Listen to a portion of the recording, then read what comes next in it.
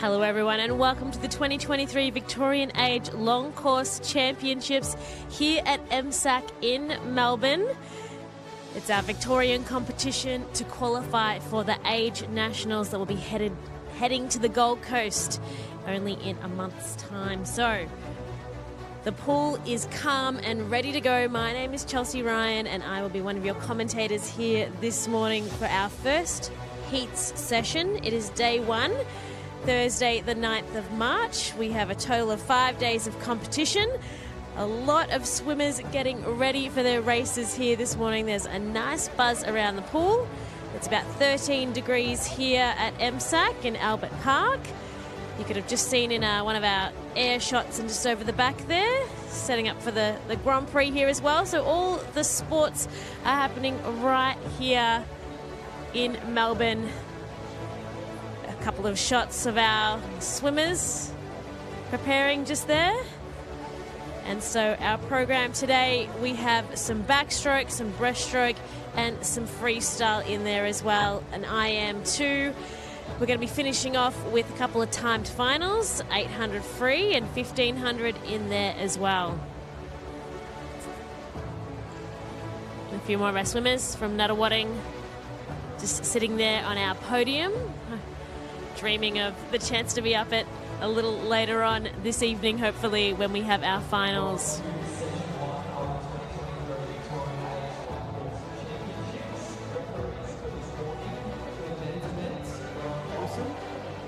For the female events, John Neal. Starters for this morning, for the men's events, Margaret Arnold. And for the female events, Adrian Maloney. Best of luck to all swimmers.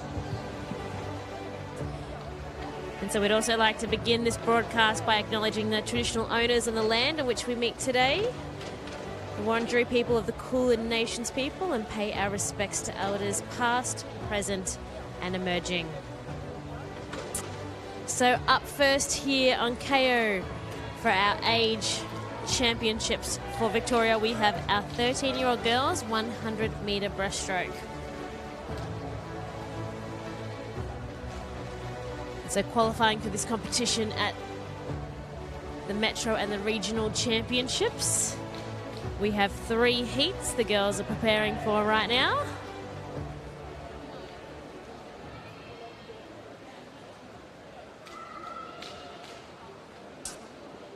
Doing all the little race preparations, stretching out the arms, slapping the legs. Our heat behind, getting ready to go as well. Can be nerve-wracking for the first race of the day, but it's all about that focus, and all these girls have done the preparation to get here this morning.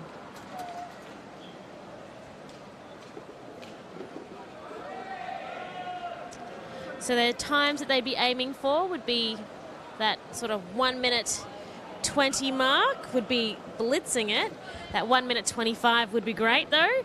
And then qualified in between that 125 and 129 are most of these girls here in this first heat.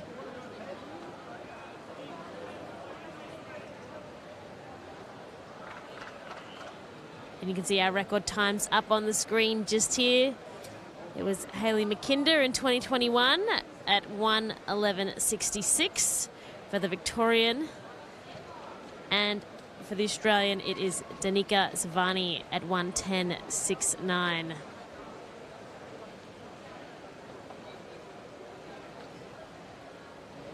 Just getting everything in order just here. It's an exciting morning for all of our swimmers. The season is upon us, and it's been nice to have a full summer of training and competition for all of our swimmers who are here today at our Vic Age Champs.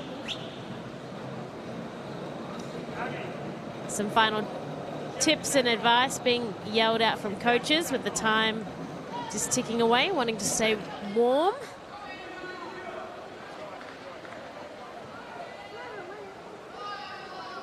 The anticipation is building up here for our first race. So it is the girls' 13-year-old 100 metre breaststroke.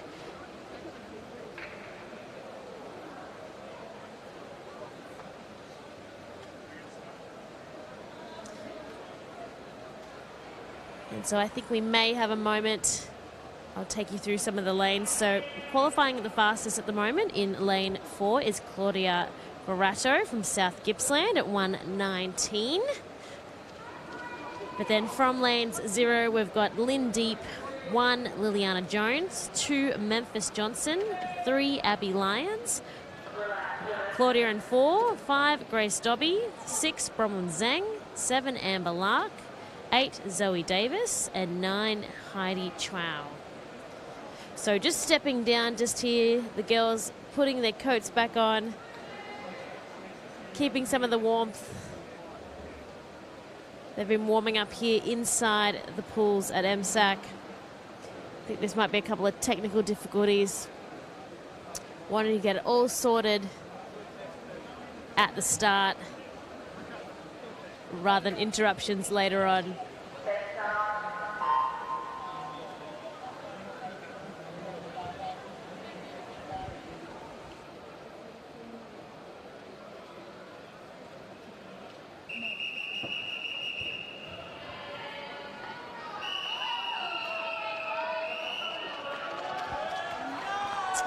And here we go, finally underway. Cheers from the crowd as well. Let's go.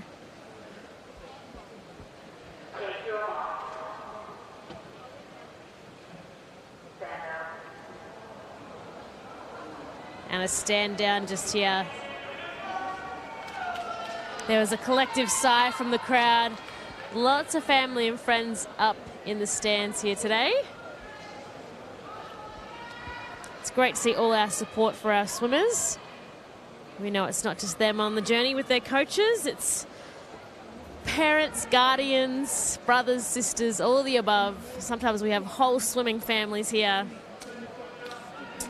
But you can see that's Abby Lyons in the pink and aqua there in lane 3. Just looking over to our technical officials.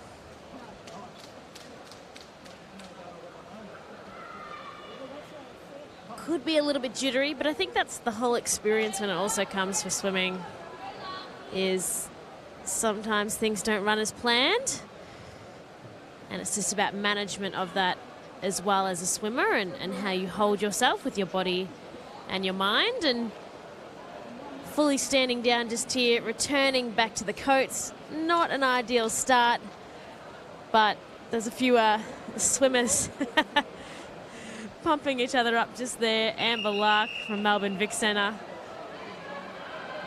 And Lola Shames and Elizabeth Mack are in that second heat and pumping these girls back up again now, the crowd.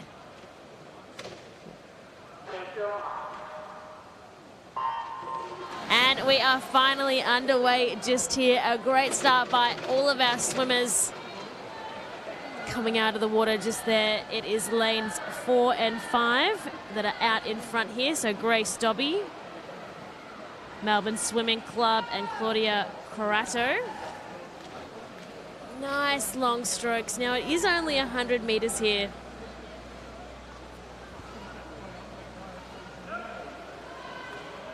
And in lane 7 as well, we have Amber Lark also looking good, but the touch is going to be by lane 5 for the halfway mark. Grace Dobby, 36.83 just there. And she's got quite a stroke that comes up high out of the water and pushing forward. Big kick underneath. Following her, though, is Claudia in the maroon cap in lane 4. But looking over as well, you want to be looking at lane 2. We've got Memphis Johnson from Geelong is on the chase for that second spot here in this heat. But Grace looking far too strong out in front and is not going to be slowing down. Getting into the wall, 1:18.98. And shaving off 4 seconds from her qualifying time. She would be pleased. Let's see how these other heats play out.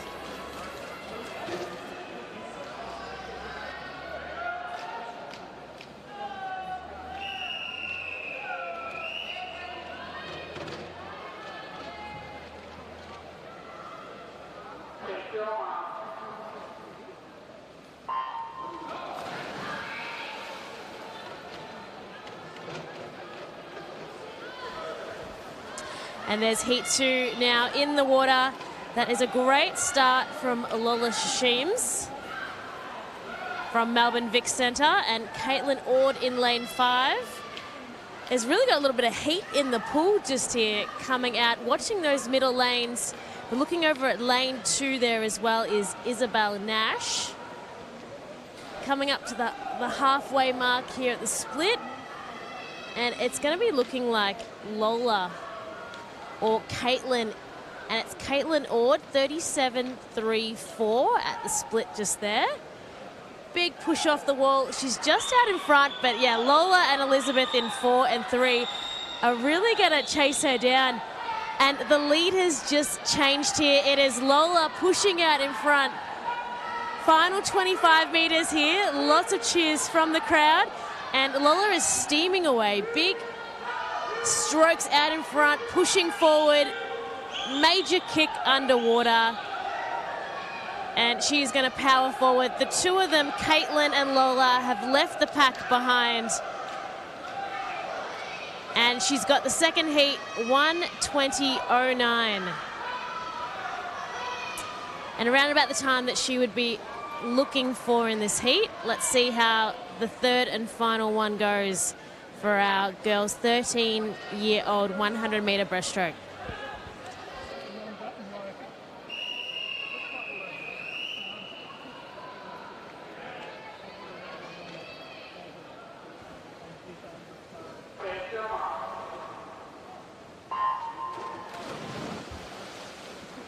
All right, this has been our fastest qualifying heat for our girls 13 100-metre breaststroke, and they're all looking to get a position in the final here tonight. That's a great start in lane 6. We have Vera Zhang from Melbourne Swimming Club. And chasing her too is Wei Lu in lane 7 as well. It's tight across the middle of the board. We've got in lane 4 as well, we've got Amelie from Nuttawading hitting this halfway mark, and it's Amelie, 37.75. And just a second behind her, we have Vera Zhang in lane 6. As we just saw in that second heat, it can come down to that final 25 metres here where you can sort of turn up the heat, picking up that speed. Looking across the pool. So it is the Nuttawading girls, Amelie in 4 and Jacinta in 3 here at the moment. But looking over across the pool from the outside, Joanne Lau as well from Artemis. And their times, it is Amelie 1:27.8. With then out in lane 8, it was Joanne Liu in second, 1:22.6, and that's going to be tight. There'll be girls from across all 3 of those heats that will be making that final tonight. In those first positions in the other heats, they would have gained a spot, so they would be pretty happy with themselves. Now over to the boys.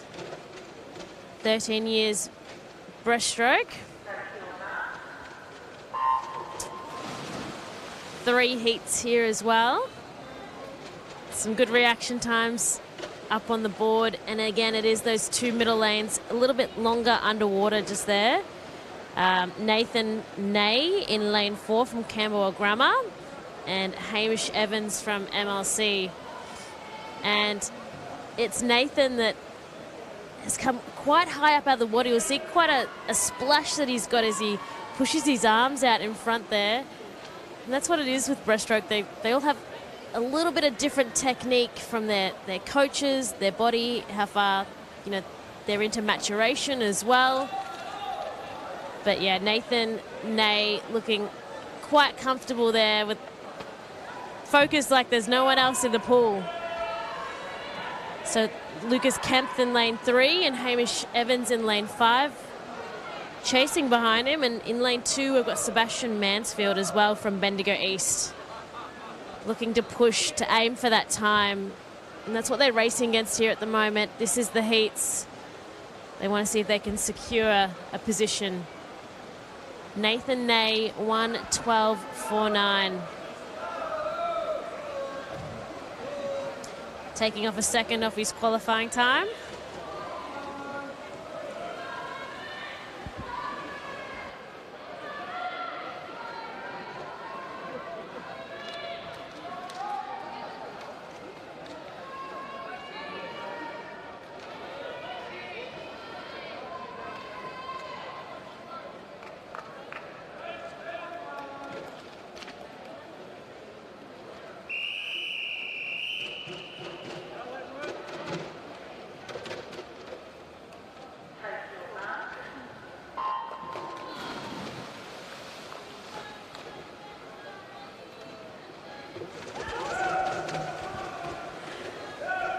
All right, heat 2 and in lane 8.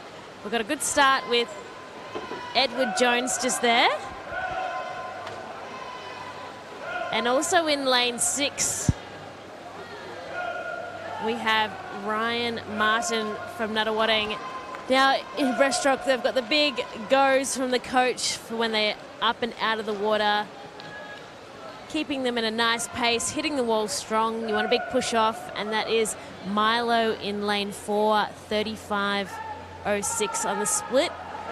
A good time just there. And coming up and chasing him, though, is Anjay Lamb from Nuttawading, just in lane 3 next to him. He doesn't want to let it go, but Milo looking strong. He's got a really good speed up there, looking towards the finals. That's what he wants. That's what's in focus. And also Spencer Davies, look over in lane 1, catching a little bit of speed here and gaining some pace. 1:15.01 is Milo's time.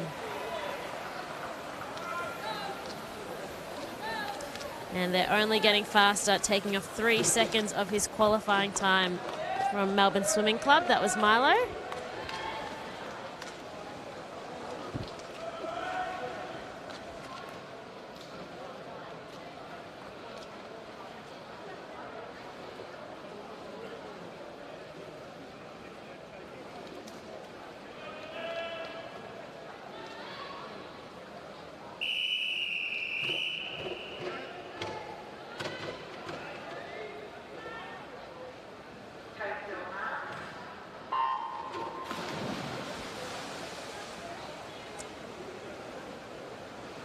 And the third heat in the water just here. That's a great start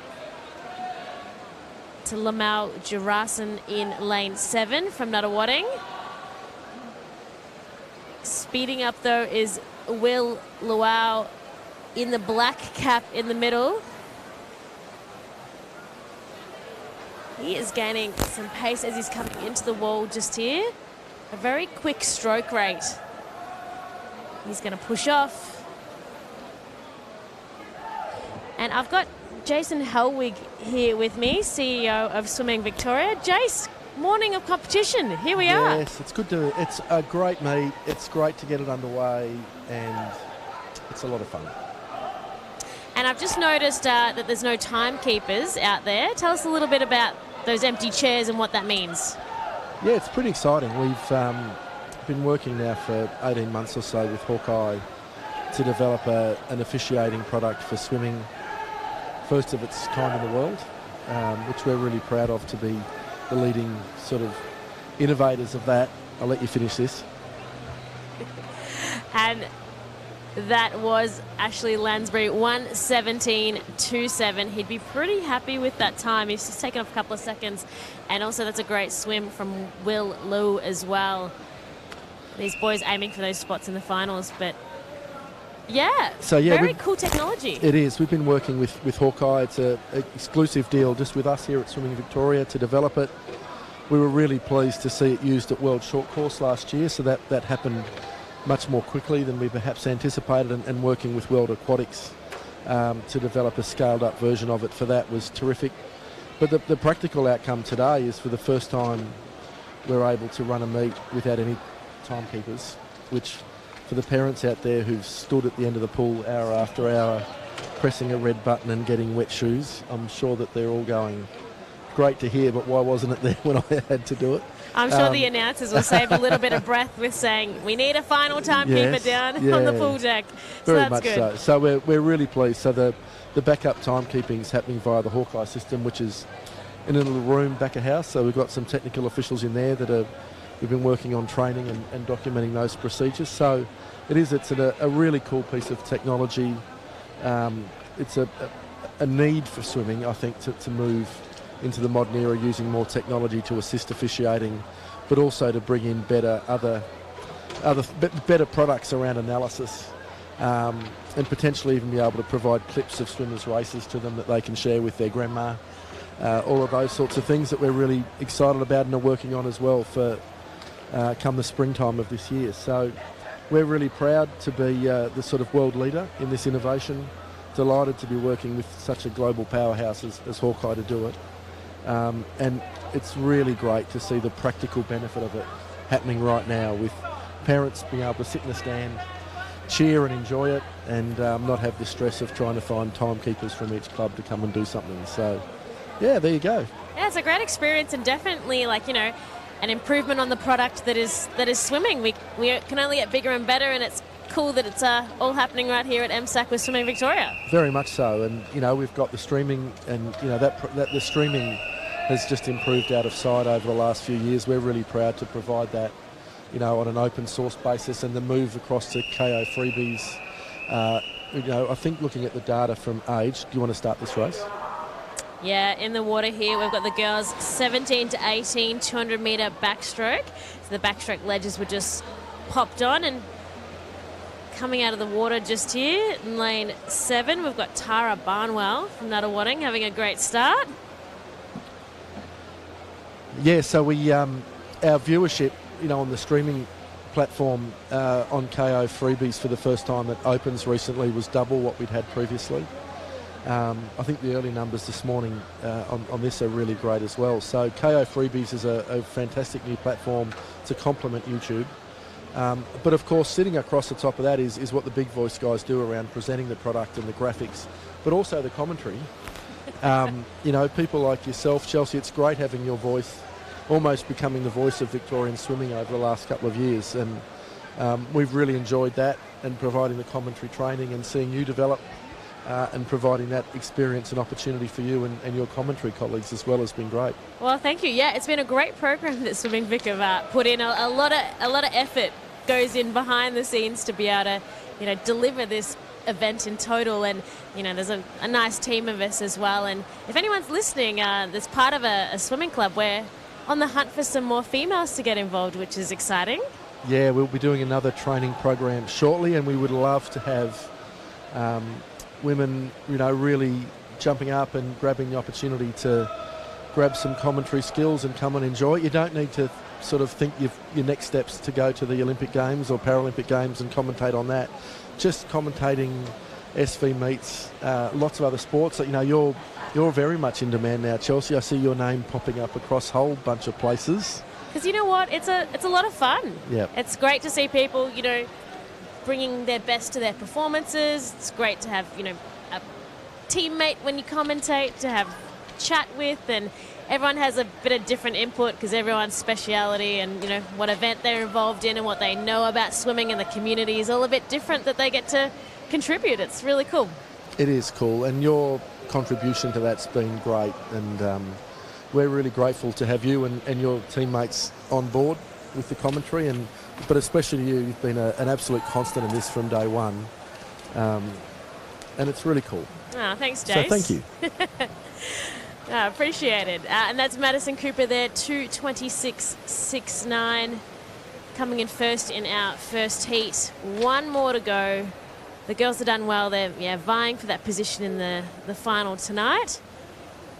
Time's just maybe a little bit under their qualifying, but, it's whoever's best on the day, and we'll see what our second heat can produce, because they're still in it, till the final person touches the wall.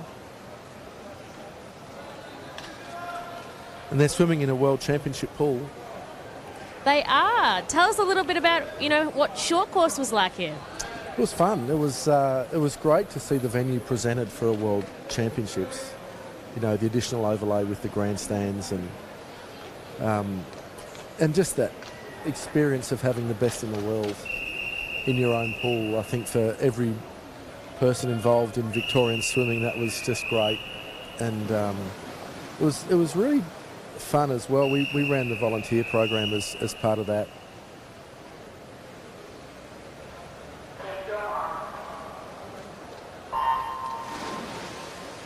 All right, this is heat 2 of the 200 women's 17 to 18 backstroke, and coming out nice and strong at the start here in lane 6. We've got Nicole Briscoe from Geelong, but looking over just there in lane 4 as well, picking up the pace there. Emily Kearns, who's no stranger to this pool here. Yeah, so the volunteer program was terrific. We had over 300 volunteers from the Victorian swimming community and some people from outside of the swimming community part of that, and they were wonderful to a person, and it was a real treat. I remember one evening before finals I was chatting to some young swimmers from Horsham who'd come down to volunteer, and just the excitement and the energy that they had from being around a World Championship, you could just see that it was something that they will never forget. And that's a really, really wonderful thing to see and in a small way contribute to. Yeah, it's such a buzz. And coming up to the halfway mark here, we've got Emily in lane 4 just out in front, 1:11.92. So swimming along nicely in this heat. So yeah, Worlds was great, and then we've got recently announced by Swimming Australia the selection trials for World Championships this year will be in Melbourne. Won't be in this pool, will be indoors. It's going to be in June, so I think we better move into. Can get quite chilly. We better go inside for that one, but they'd be swimming in wetsuits otherwise from head to toe. It's terrific, isn't it, to have international, national level swimming happening at what we all think is the best pool in the country, and I think the swimmers agree with us, so that's pretty great. Yeah, definitely. I think what you were saying before about providing experiences that are just of elation and connecting people within our swimming community is just what's really rewarding for all the hard work that everyone puts in. I saw you loitering around World Short Course a bit. Did you enjoy it? Yeah, I did. Nothing like an event. You'd say I'm addicted almost. And so Emily looking nice and strong there. The girls were chasing her. Next to her, Alyssa Lever in 5. And coming up is Nicole in 6 as well. But Emily strongly into the wall here. 2:26.89. It's enough to get them all in their final tonight. And now we're going to look to the boys. So it's been a really good time, I think, in swimming in Victoria, and it's after the last couple of years, which were very challenging for everybody. We ran last season, but I think there was still a little bit of hesitancy, and that first season back from such a disrupted period of time in terms of training and preparation.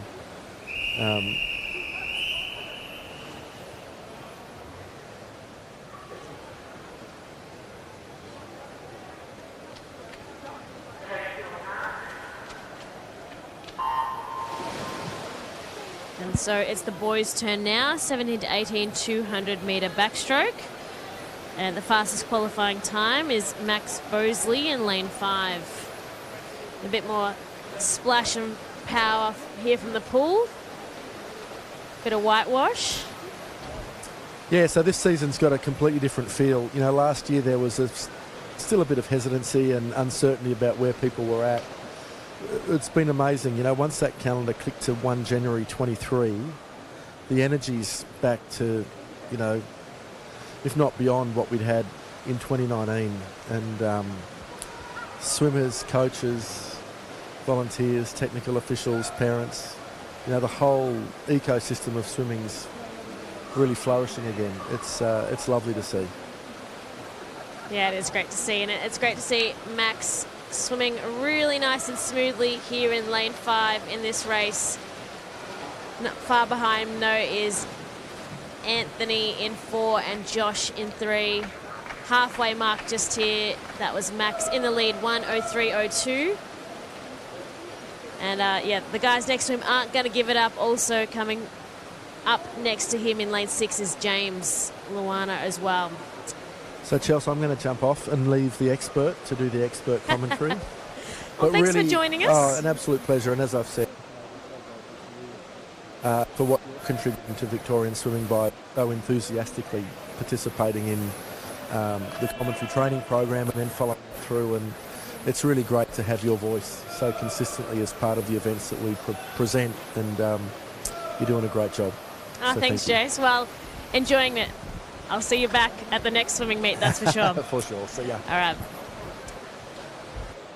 Okay, and chasing Max just there is Josh in lane 3. It is going to be neck and neck in this finish, and we really appreciate Jason Helwig there giving his time to chat to us here on our live stream here on Kayo Freebies and really talk to us about what's happening in the community of swimming. And you know what? Max just got there in the end, 2:09.84.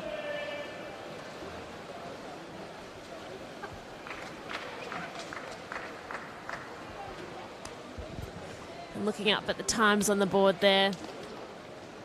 Will it be enough is the question in their minds. And look, I reckon James, Max and Anthony across those 3 lanes in the middle will be fine. Josh there as well in lane 3, but now it is heat 2.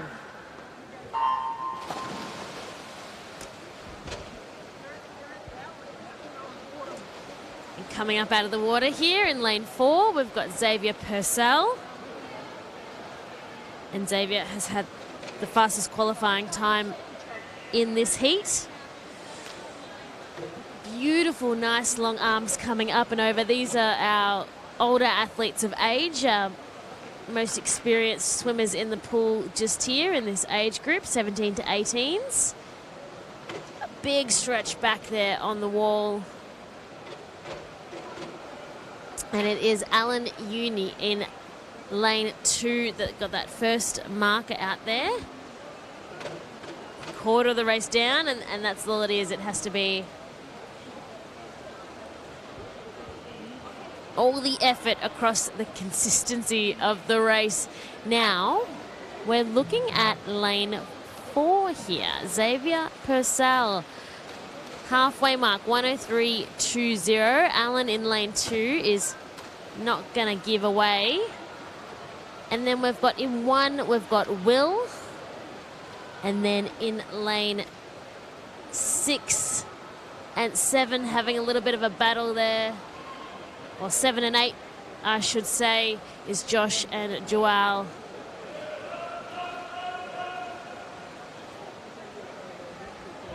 Coach's comments from the side of the pool. Up, up, up is what is going on.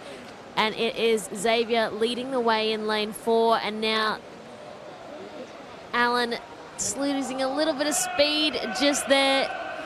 Oliver Guthrie, I should say, in lane 6. Catching up a little bit.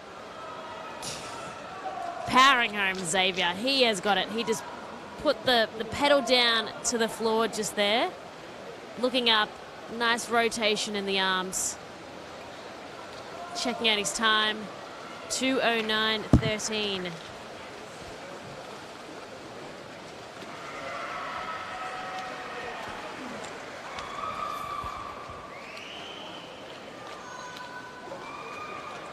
Last swimmer coming to the wall, and they'd be pretty pleased with those times. So, well, in saying that, Xavier definitely making that final for tonight, and the others. We have an infraction report for event 4, heat 1, lane 9. The swimmer did not touch with both hands at the 50-metre turn. That is event 4, heat 1, lane 9.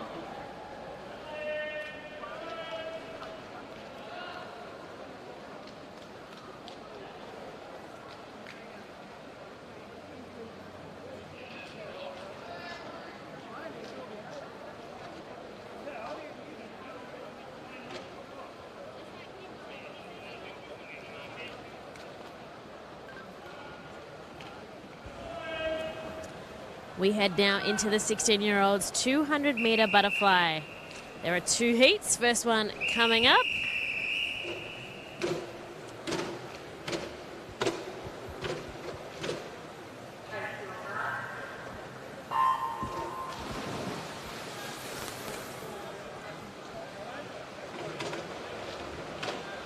And that is a quick start there.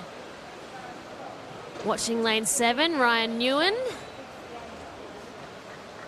And then also 4 and 5, Mayan and Tyler. And then also lane 3 here as well, Andrew Ryland from Melbourne Vic Centre. First touch goes to Mayan. With the split, his first one back here out of the water.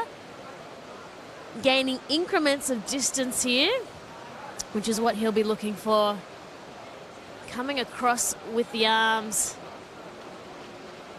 And now he's about half a body away there from Tyler in lane 5 in the orange cap and Andrew in lane 3.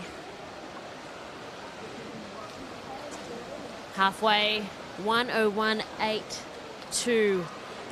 And that's a good trajectory he's on here at the moment.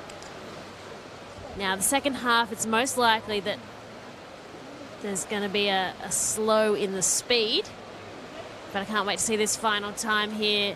Mayan out in front. He is flying, gaining speed. He has pushed away a body out in front on our next swimmers. It's going to be a battle here, I reckon, for second. They're not going to gain the ground of Mayan between Andrew Ryland in lane 3 and Tyler Norton in lane 5.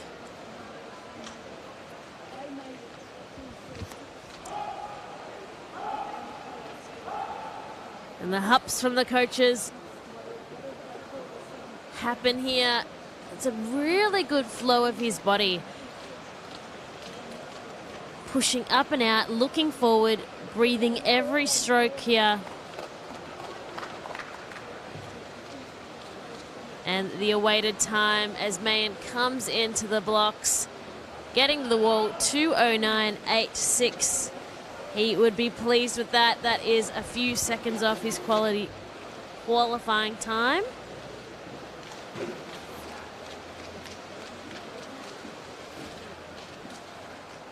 And then coming in is Tyler Norton, 2:17.10, and just behind him, Andrew Ryland, 2:17.67.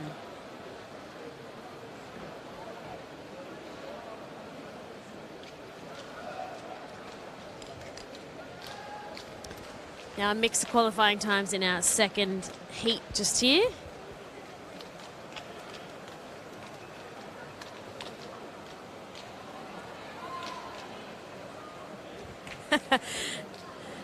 And our swimmers in heat 1 really giving it a go, leaning on the sides of the lane ropes. A bit of the shake of the head, gaining those breaths here too. And there was our results quickly that popped up, but heat 2 underway, up on the blocks.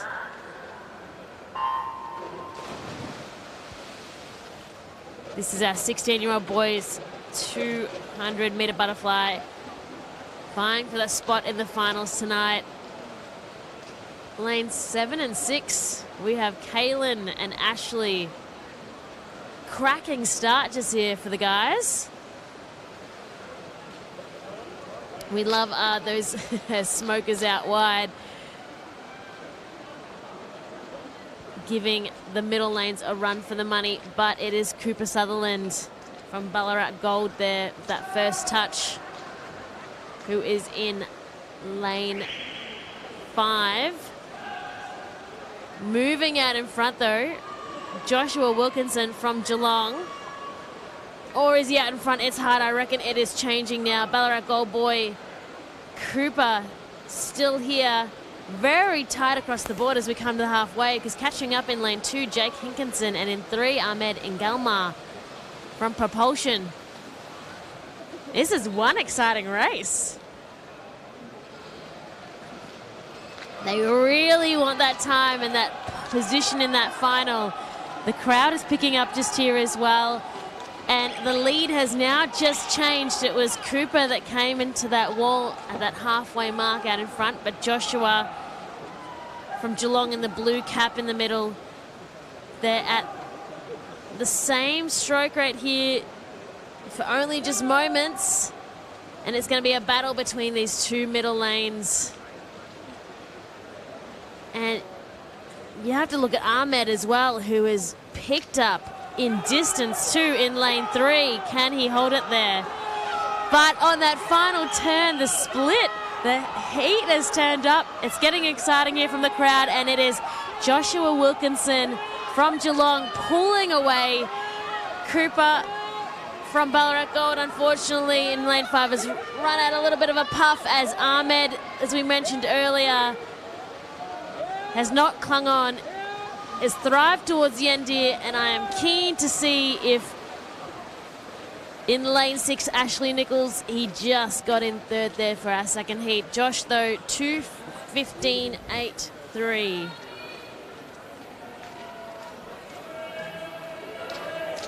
And that will be enough to get him into the final tonight. Our fastest swimmer from heat 1 was Mayan Baxkar, 2:09. So the next swimmer's coming in 2:17. So 2:15 will surely do it for Josh Wilkinson. Nice swim, guys.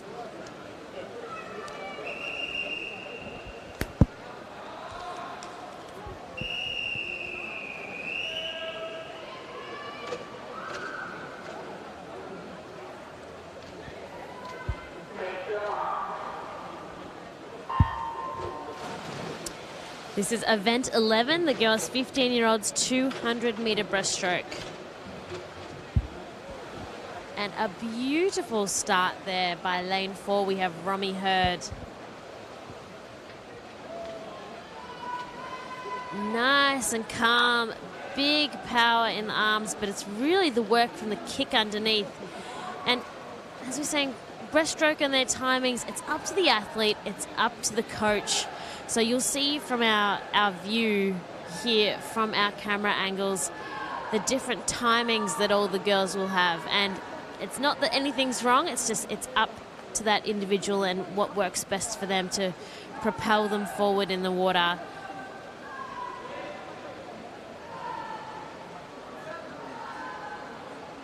And so Romy Hurd in for really nice and comfortable. She is just swimming her own race. Just behind her, though, we have Kate Lewina in lane 2, and looking far across the pool, we have India Peleg as well.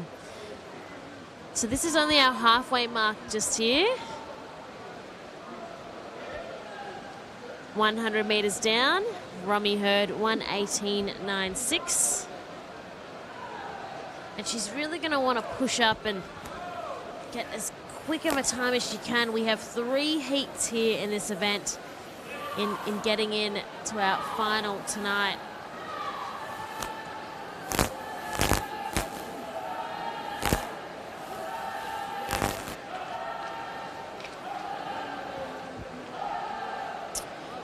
And she's gaining more body lengths. That's a body length and a half out there that she has got on Kate Lewina from lane 5 just there. So MLC Aquatic.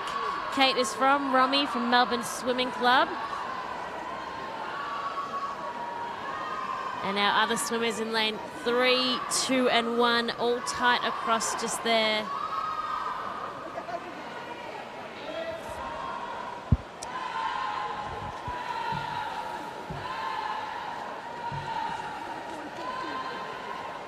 And you might be able to hear it.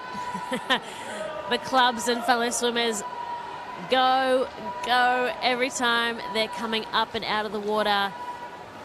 Kate not able to chase Romy to the finish. She's keeping up there though, but Romy coming into that wall just here, 2:44.55. And that she would be pleased with, taking 1 second off her time, and that's what you want to do. You want to be able to come out here and perform. They've gotten here with the Metros or the regionals. This is the total all of our best Victorian swimmers here on show at MSAC and also on our live stream on Kayo Freebies.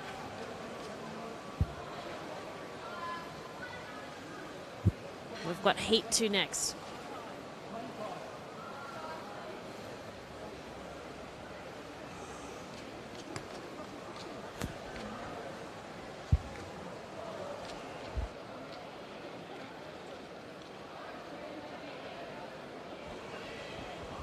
And you can see Romy and Michaela just having a bit of a chat there.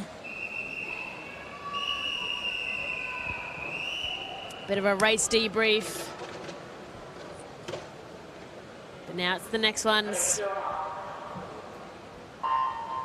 And it's so good to see all of our swimmers bringing their A game here today. They're really pushing for those finals. And in lane 4, it was Farida Taha that had the best start from Surrey Park Swimming Club in the black cap. Pushing up there, we though have Isla Ho from Ballarat Gold in the yellow cap next to her, and then from Nuttawading on the other side of Farida, we have Tani Cronin, who had a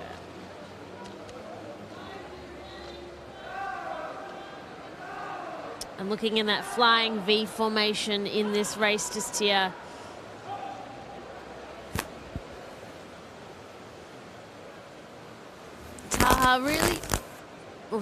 Farida Taha really pushing up in the pool just here.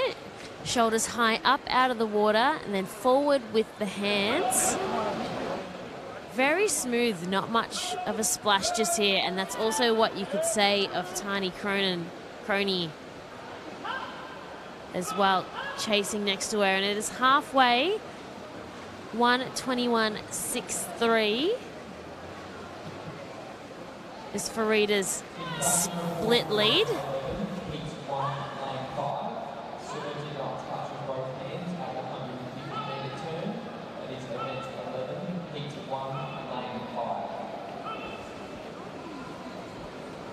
And that's an infraction port.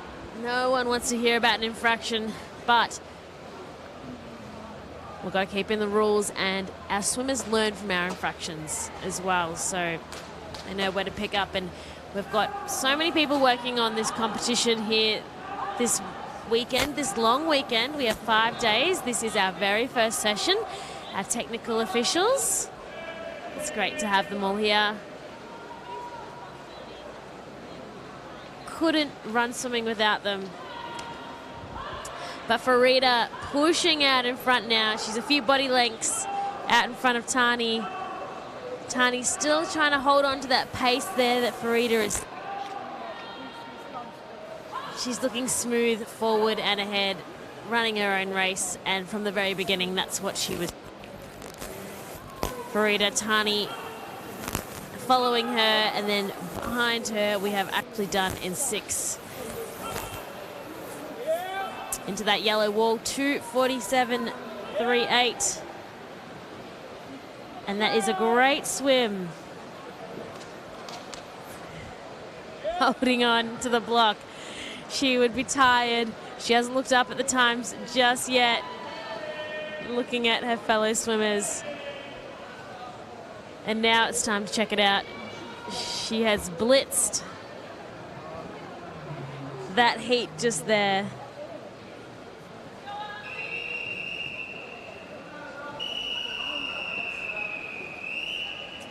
And a mix of qualifying times across our heat here, so anything could really happen in this third and final one for our girls' 15-year-old 200-metre breaststroke.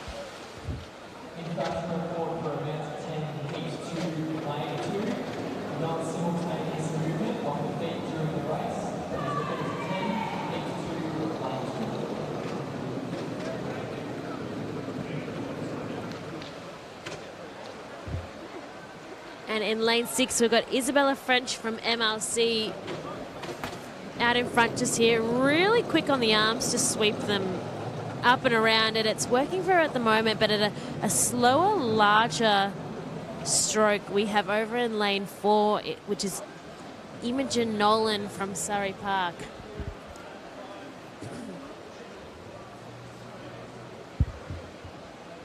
Picking up also in the middle though, we can't forget Amity Lanesbury from DVE.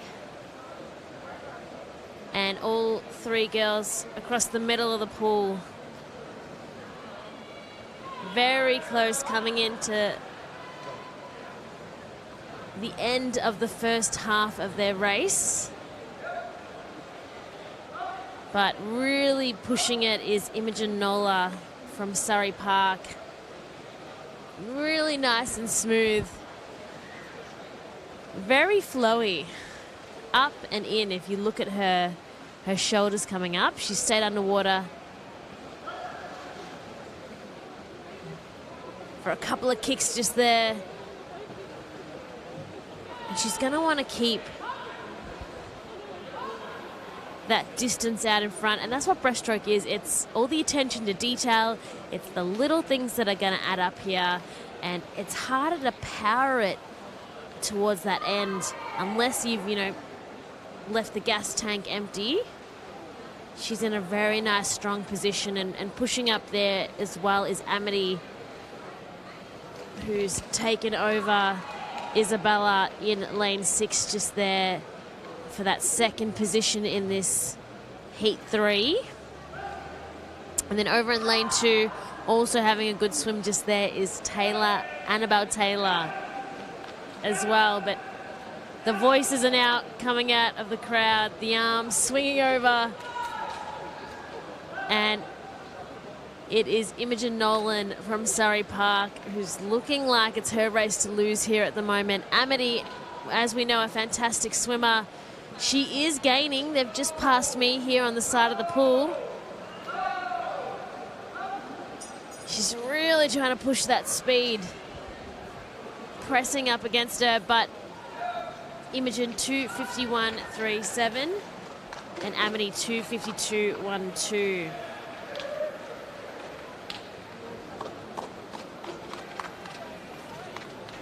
It's enough to get the first couple of girls in the finals. The others will have to wait with the results for their times.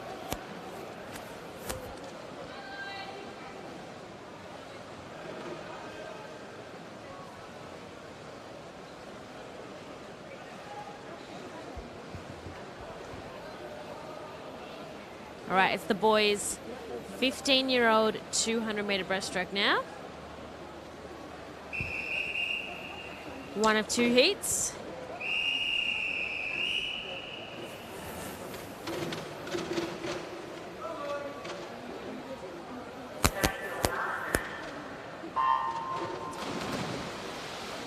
And fastest qualifying time is Nicholas Stupas from Melbourne Vic Centre in lane 4.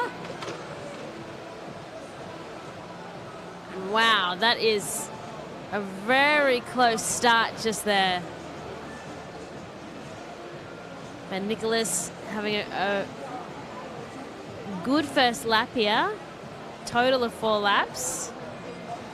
And then from Nuttawading, you can be watching Eugene 2 in lane 6. But it's Nick getting the first tap just there. Leading out in front. It's now just split. They all went out hard. And there you can see a bit of a discrepancy of swimmers and their leads here at the moment. Nicholas still out in front, but Eugene really pushing. He's looking to take over here at the halfway mark. Let's see what this touch gets on the board. Because also you've got to be watching Thomas Gree in lane 7 too on the outside, picking up that pace. And it was Nick 1:13.18. Eugene just less than a second behind. But yeah, Nick holding his ground just here, turning it up, if not that little bit more. And be watching George Hung in lane 5. He is in the middle lane, the sandwich as it almost was, but now he is pushed out in front. And then we've got Eugene in 6. This is going to be an interesting final 50 metres. Nicholas Stupas not letting go of anything here at the moment. Really pushing up with his body. Mouth nice and open as he comes out of the water. Really getting that air. He is going to be able to knock this one off. But George Hunt in lane 5, looking determined. Really quick on that duck back into the water to stretch those hands out wide out in front. And then it's going to be the battle for the third time in lanes 6 and 7. And Nicholas Stupas 22:29.93.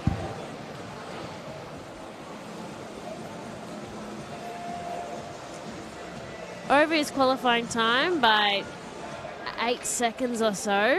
So probably not the race he wanted, but let's see what happens. Only one more heat, so I would say he would have made the final. And looking at the times just here of what's predicted to come, so saving his best for tonight.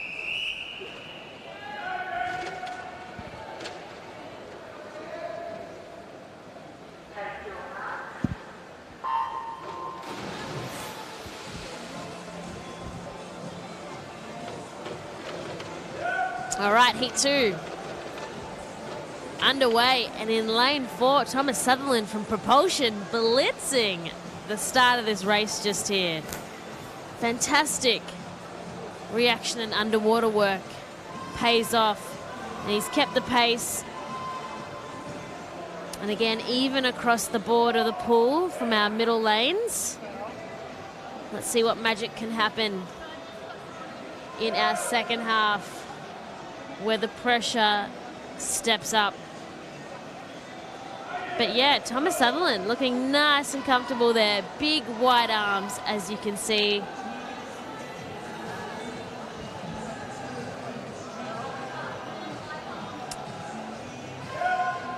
And again, quite even across our other guys in the pool. We've got Noah Conn in lane 2, Brian Zhang in 3, Max Hussey in 6, and then also we have Josh Wilk in lane 5 to be watching here. These second times to qualify are going to be very, very close. They're going to have to want it. Whereas Thomas Sutherland knows he's out in front. Building confidence with every stroke here. Pushes his upper body out of the water. He's got a fast stroke rate. Looking at the others just here. And it's Joshua Wilk in lane 5. Who's looking like he's in second position, fighting it off with Brian Zhang in lane 3. And then we've got Noah Conn in lane 2 as well. Yeah. Thomas Sutherland looking strong, powering towards our wall, the finish line. Yeah, no doubt for him, keen to see his performance tonight. Neck and neck for our second position. Both at different stroke rates at the moment between Brian Zhang and Joshua Wilk.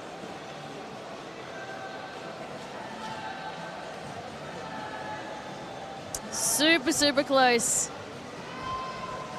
Thomas Sutherland, 2:26.18. And it is Brian Zhang, 2:35.80, who has got that. Awesome. A few of our swimmers making the final tonight there from that heat.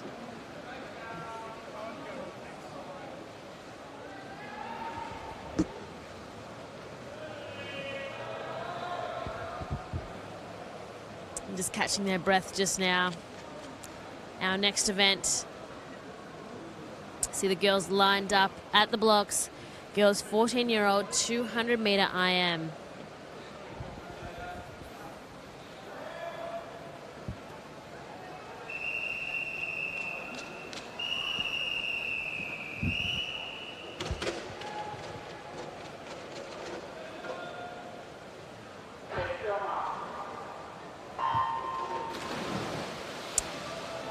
away we go.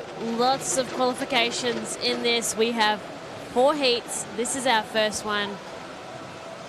Great start there, lane 9, Eliza Connolly, but it is our lane 4 that has pushed out in front. That is Lily Kosh from MLC, fantastic swimmer. She has the lowest and fastest time that there is in this heat, 2:25.97.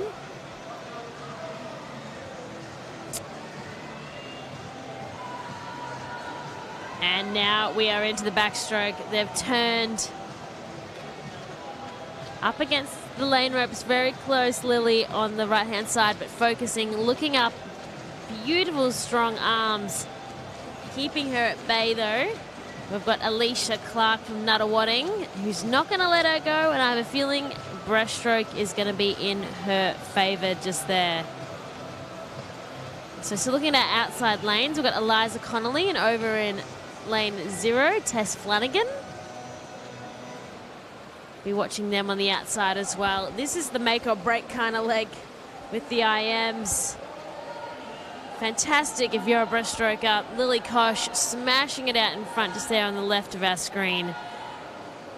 And then following her is Alicia Clark there. And then just on the other side of Lily Kosh, Amelia Otto stepping up here now from Melbourne. And then crossing the other side, keeping an eye on Amelia there.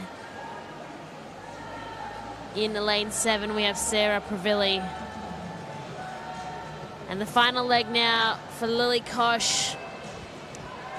As we said, they are racing against each other, but they know it's a heat. They're racing against that time.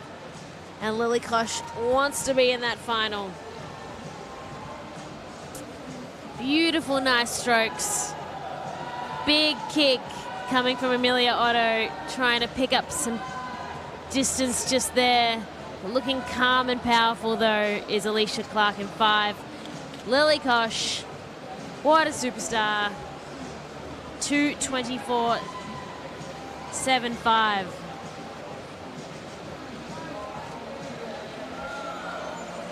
Alicia Clark coming in next, 2:30.10.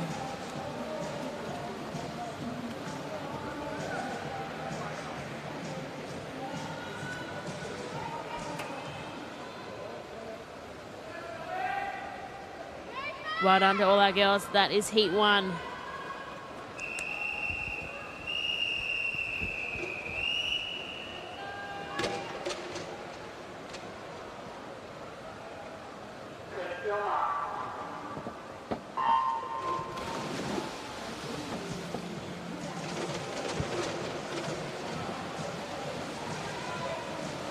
Heat 2. That's a great even start across the pool here. Hard to pick who's out in front. Potentially lane 4, where we have Jessie Steinman from Geelong. Let's see on this split. Yeah, disproportionate now. Or also in lane 3, Zoe Schneider from Ballarat Gold, but it is over in lane 6, Grace Cox, who had the lead in that split there. We have the backstroke leg underway. Smashing it though is Jessie Steinman in 4. Very strong in the backstroke.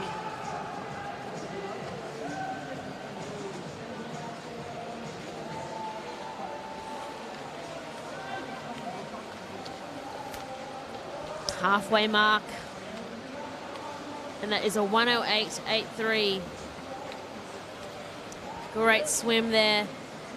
Jessie Steinman in the backstroke leg. It's breaststroke now.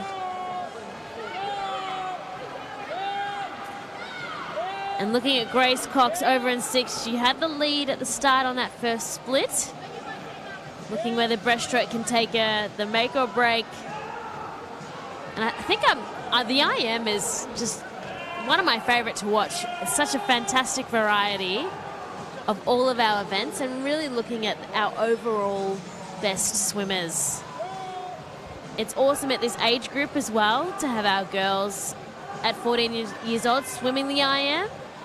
finding out what they're good at, really taking that challenge, because that's what this is, an IM. 200 metres, it's a sprint, so 50 of each stroke.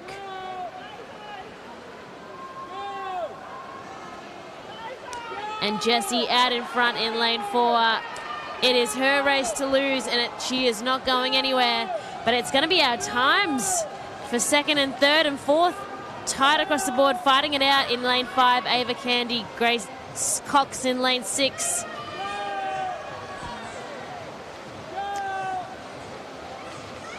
And Jessie 2:31.98.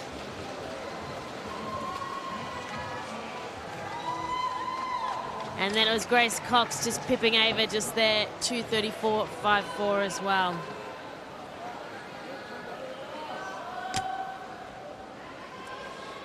And because we have 4 heats, these girls are going to have to wait for the results of all of the 4 races, determining whether they're in the finals or not. There's going to be some tight times for this one.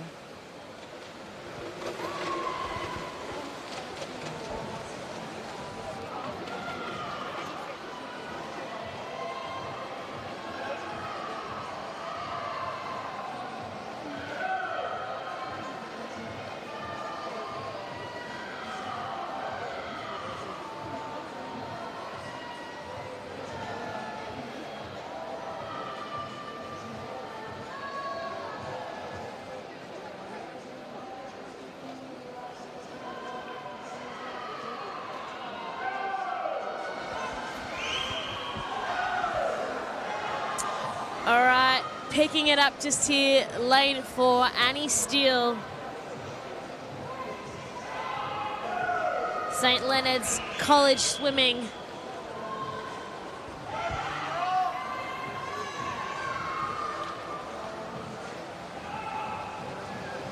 Leading the way, but really next to her, Misha Nicholson from Laverton Wyndham Aquatics is going to give her a run for her money if that backstroke leg was anything by it. But what a fantastic turn just there. Alana McDuff from Halbury in lane 3.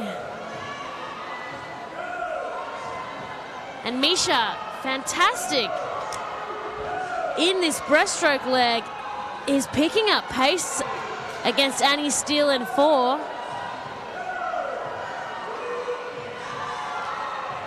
And the crowd louder and louder from both sides of the pool, the stadium and the pool deck on the other side. That is Halbury cheering Alana McDuff on. Super exciting final 50.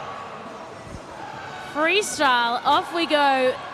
Who has got enough gas left in the tank to power it home here? Huge cheers from our crowd, as I mentioned. And Annie Steele in 4. Oh, looking bright, but Misha in lane 5. Neck and neck. Annie is going to be able to hold on, I reckon, in these final meters. They've both given it all they've got. Annie 2:30, and then Misha 2:30.80 or 0.8.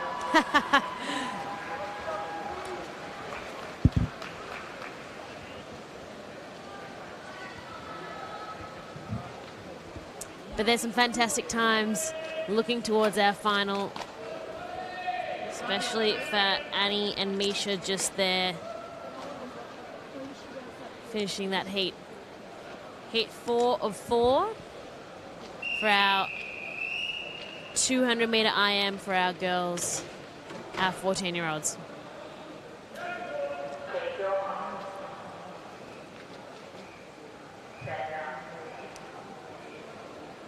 Just taking a moment here, standing down on the blocks. We are back on.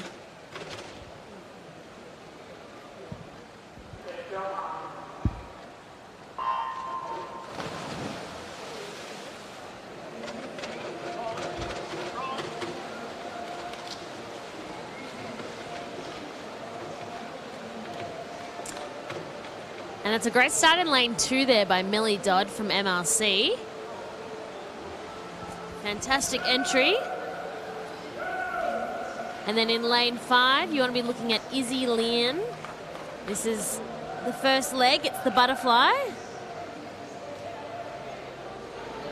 So we go butterfly, backstroke, breaststroke, then freestyle. But yeah, Millie Dodd. Fantastic there on the split. Still out in front. Beautiful stroke up and over. Next to her though, Kiara in lane 3. Very close to that lane rope there. Not ideal, but you know, she knows she's super close to the leader just here. And then across in 4, 5, and 6, we have Tori, Izzy, and Matilda as well.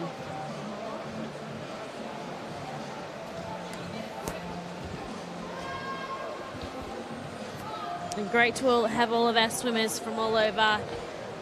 So Izzy is from Shepparton, Matilda, King's Swim, Nuttawading also. And then our leader out the front here,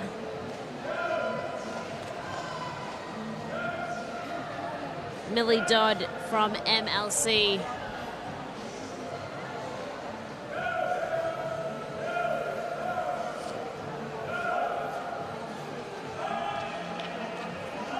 But Millie is going to get a run for her money just here. Tanami from Western Aquatic is in lane 1, who has got the lead just here. 2:02.83 on this final split. It is the final 50 meters, the freestyle. Tanami catching up, smashing out that breaststroke leg. Millie's not going to let it go easy. You got to be watching there as well here for Izzy in lane 5 from Shep. But I don't think she's going to be in contention in this final 25 meters. And Millie, she was never going to let it go, was she, from MLC? Fighting for that time. Coming into the wall here. 2:40.49. Fantastic swims by all of our girls in Heat 4. Not sure if it's going to be enough. We had some faster swims a little earlier in those other heats. But fantastic work by all of our girls. That's what we want. A lot of those girls just there in that heat did a lot of PBs, swimming their best times. And it's just super exciting to see. It's really rewarding. All right, it's the guys, the boys, 14-year-olds, 200-meter IM.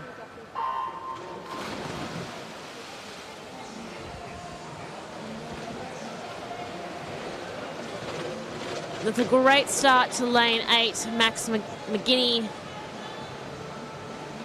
from St. Leonard's as well. There's some great times, qualifying times in this heat. So it'll be interesting to see what they produce. Out at lane 4, Toby Callahan on that split, followed there by Henry Allen. So MLC and Bendigo there, that's where Henry is from. Looking the other side of the pool there, we still have Max in lane 8 to look out for. And in lane 5, we have Tharwin Prom from Nuttawading.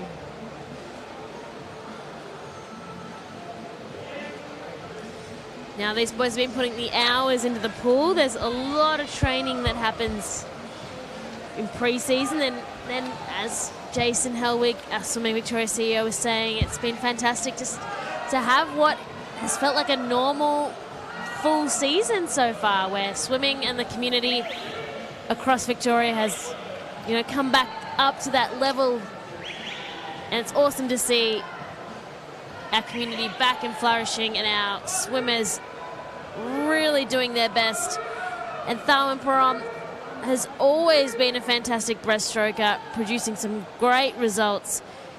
Has overtaken Toby Callahan in lane 4 in the lead just here in the second half of the breaststroke leg.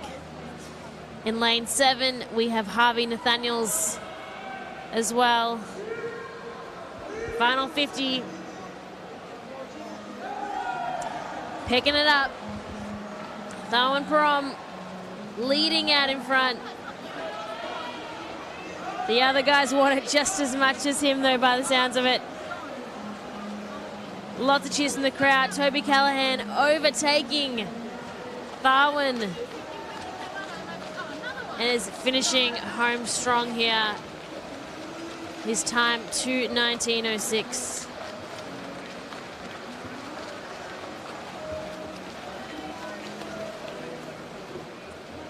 Thawan would still be pleased. 2:19.86 just there.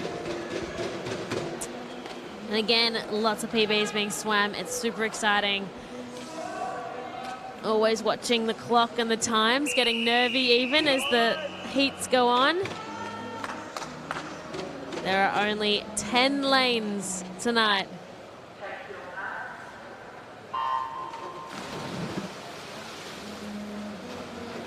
And away they go. It is Harry Heath in lane 4, fastest qualifying time, 2:21.49. He's going to want to do a little bit better than that to ensure, after the results from our first heat, for him and any of the other guys want to obtain one of those places in our finals.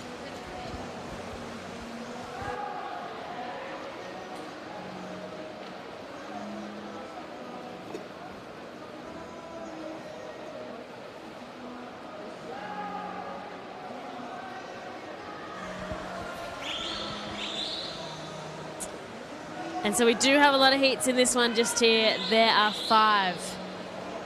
This is only our second. And in lane 4, Harry Heath from Nuttawading pushing out in front really well. But look across the pool at the top of your screen just there. We have Bartosz Operich from Ringwood.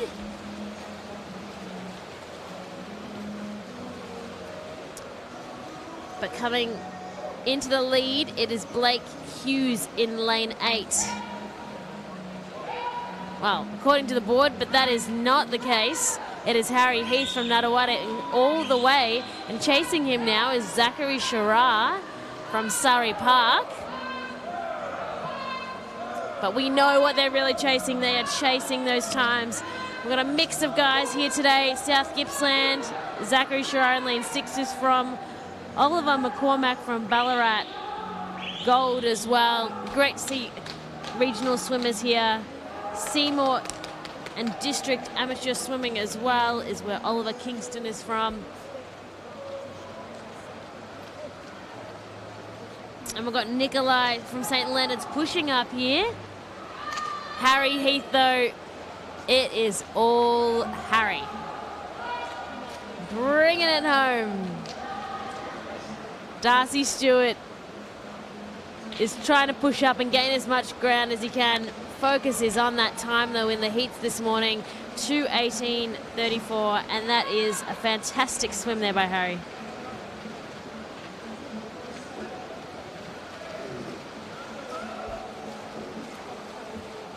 He's taken the cap off and the goggles, looking to gain some breath. And up at the times. Well done. Surely that is enough to get into the final, but we will see. We have 3 more heats. This is our 3rd heat here for the IM to the boys 14-year-olds.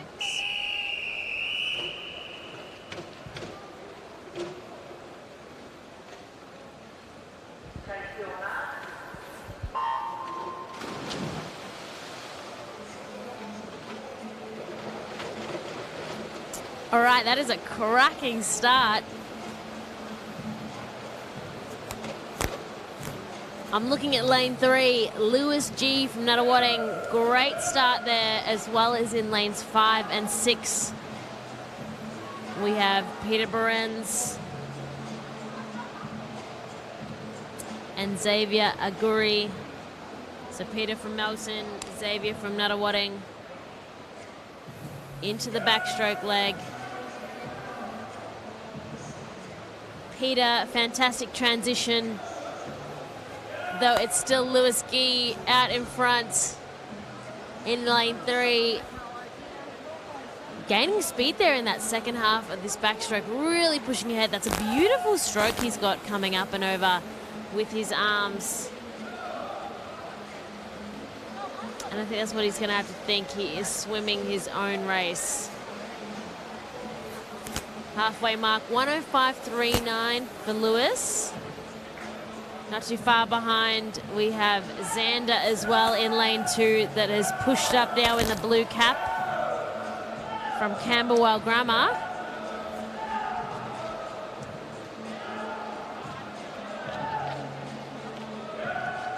But not giving up just there.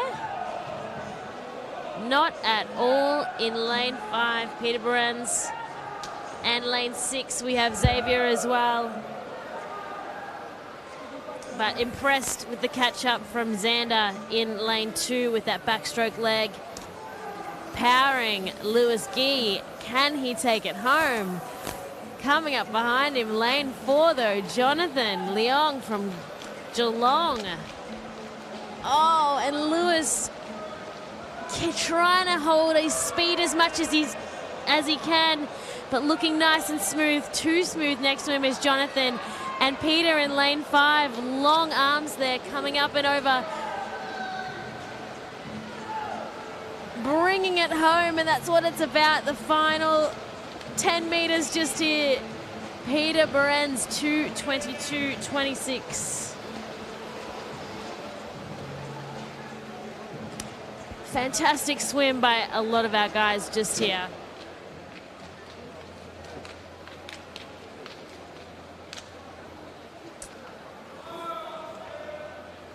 You're going to get sick of me saying this, but isn't enough.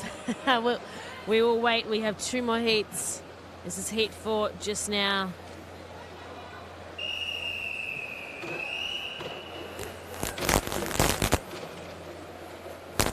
And these qualifying times are around that 2:30 plus mark. So potentially not for our final tonight. But these guys, fantastic experience in the pool. Cracking start by Xander Zreff. Oh, sorry, apologies. I'm looking at lane 1, Kevin Huang. Fantastic start there. And the other end of the pool in lane 8, Joel Polar. Xander, though, also looking with a bit of power, and I've been going by the piece of paper in front of me. I need to be looking at the next heat. I'm looking at Miller Neal in lane 1. I've read the wrong names out just before. Forgive me. We're on the backstroke leg. Kynan Power is out in front just now. And, you know, what a last name to live up to. Power. Good on these guys. And looking at 5 and 6 as well just here. We've got Harry Kumar, Thomas Nyland. So Thomas from Tiger Sharks switching it over here into the breaststroke.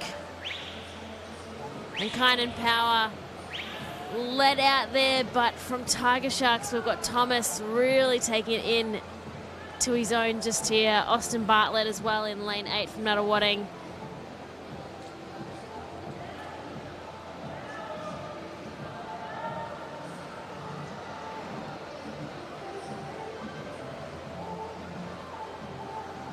And coming in, we have lane 5 and 6. It's Harry Kumar and Thomas Nyland.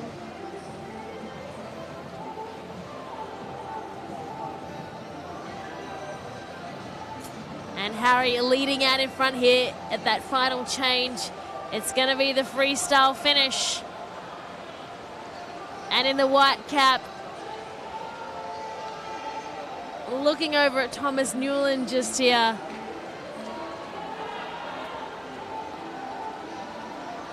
In the orange, this is in lane 6 from Tiger Sharks, powering home.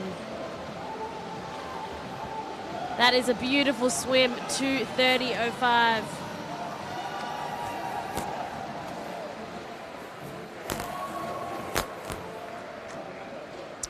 And that was Thomas knocking 4 seconds off his time.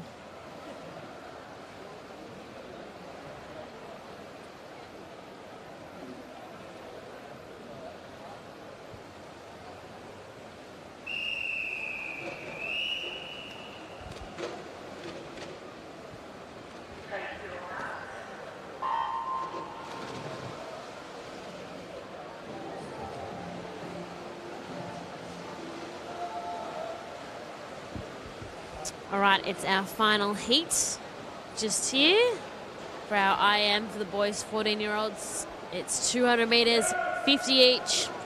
That is a great start to Jack Darling from DVE in the butterfly leg just here. I think exhausting the power banks in the butterfly, I think would be the hardest to start there. But Jack Darling still out in front, followed by Jan Lachmar, or Lockamar, I should say, in lane 4, and then Lucas K in lane 3. So Jan and Lucas from Melton Swimming Club, Jack from DVE. So Jack, beautiful, nice stroke, up and over.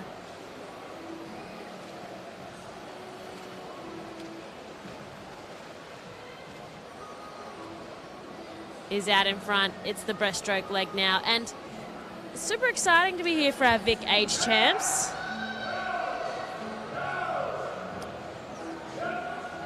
Couple of stats for you. We have 1,351 swimmers here for our 5-day weekend. It's a big competition. It's an exciting competition. And that's what we like to hear. Even the pool is not full. We have 3 swimmers in this race at the moment, and we've got the crowd cheering onwards for them as well. And so our swimmers all the way from Queensland, New South Wales, Western Australia, Victoria, and then even a couple internationals from Singapore and New Zealand. So awesome to have everyone involved here. And it is Lucas K who got the lead there in the breaststroke with the green cap on the top of your screen, powering on to come home. Jack Darling is looking to try and catch, but I'm not sure if he's going to be able to do it. Spent the energy early on, and it is Lucas who's turned it up. Final meters just here. And they're all going to knock off time off their entry time, which is really good to see. So Lucas K, 2:31.65.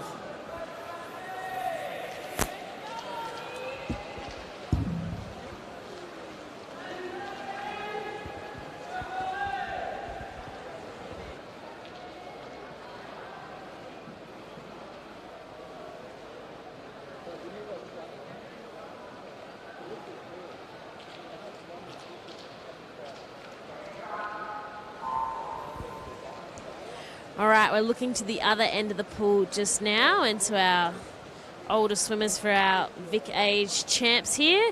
We've got our girls 17 to 18-year-olds for a 50-metre freestyle. So super excited to see the power that's going to come out of the pool here at MSAC. We have 4 heats. This is our first one. And in lane 4, fastest qualifying time at 26:29. We've got Semra Olawanyi, hopefully I've said that correctly, but they're up and they're away. And she has had a great start, Semra, taking no prisoners here. She is powering out. That is a body length out in front. Looking over at the pool as well, we have Sienna looking great in lane 2, and then in lanes 6 and 7 trying to chase her down. And it is Semra 26:41. Still a fantastic time. Then coming in next, we've got Molly Cargill, 27:95.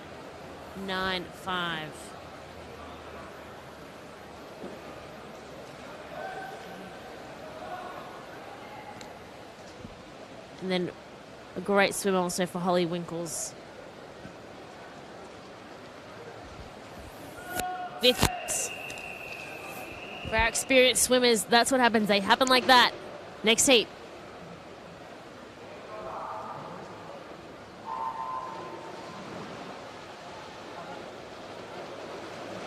Holly Neville in lane 4. Fantastic start. Predicted to be the fastest. Charlie Millard, though, from MLC in 5 is not going to let her go. Can she hold up to it? Powerful stuff. Looking at lane 8 as well. But it's quite even across the middle. Top lanes just there. And it is Holly 26.45. Fantastic swim. Very close to Semra's time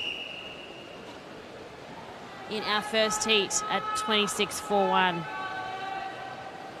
And then Charlie Blake, 27.47.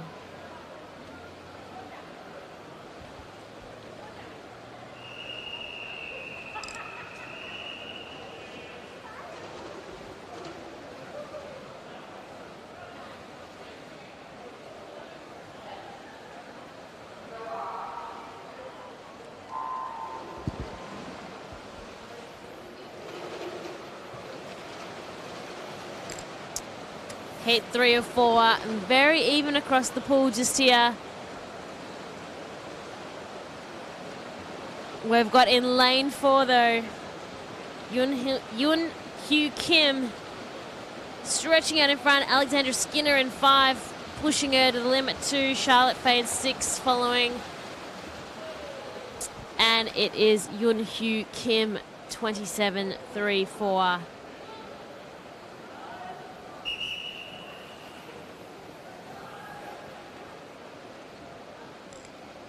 Great swim by the girls. Final heat for our 50s. Girls 17 to 18.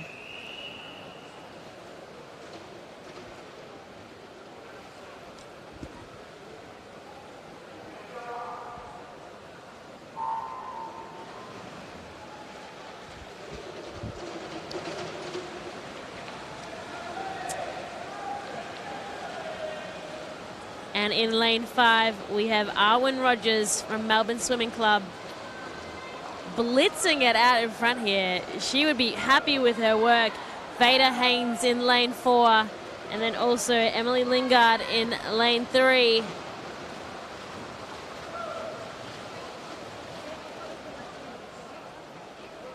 And it is Arwen Rogers, 28.68.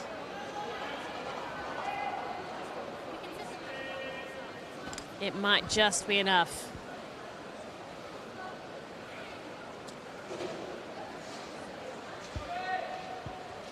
All of our swimmers aiming for the finals tonight. It is day 1. This is the first session here for our Victorian age champs here at MSAC. Exciting vibes already. This is event 16. It's the boys' turn. 17 to 18-year-olds. 50-metre freestyle.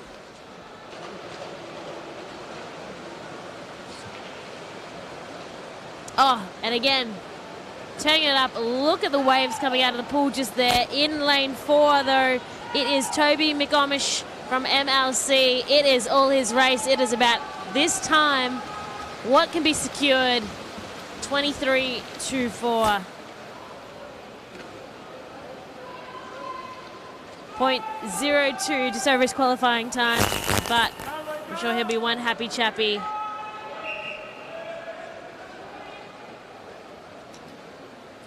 And Anthony Bessonis coming in second just there a couple of seconds later.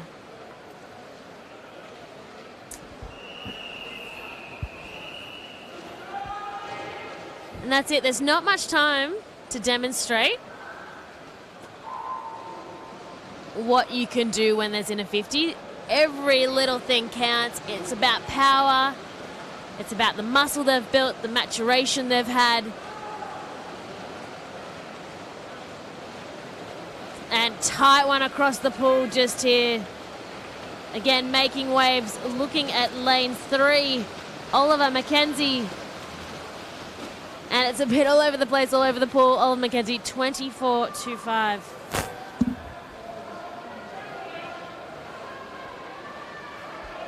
He'll be happy with that time. Mayako, 24.66 in second, also from Surrey Park. Heat 3.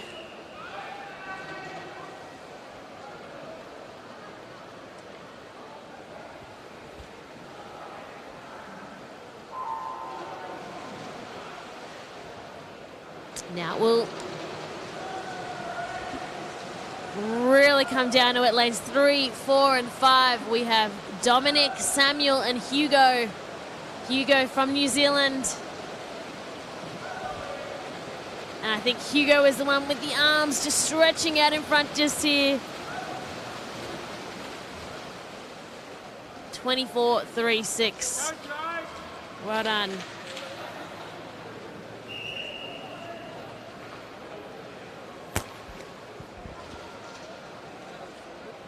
Great to see our guys shine. It's now heat 4. Swinging the arms around in preparation.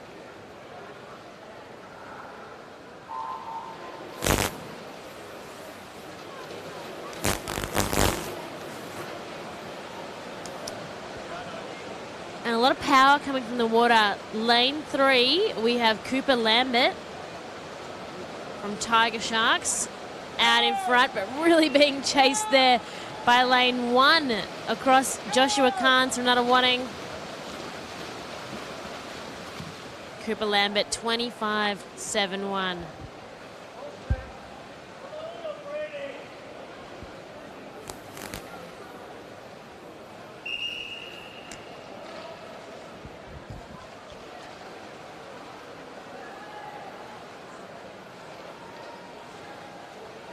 So potentially Cooper has gotten into that 50.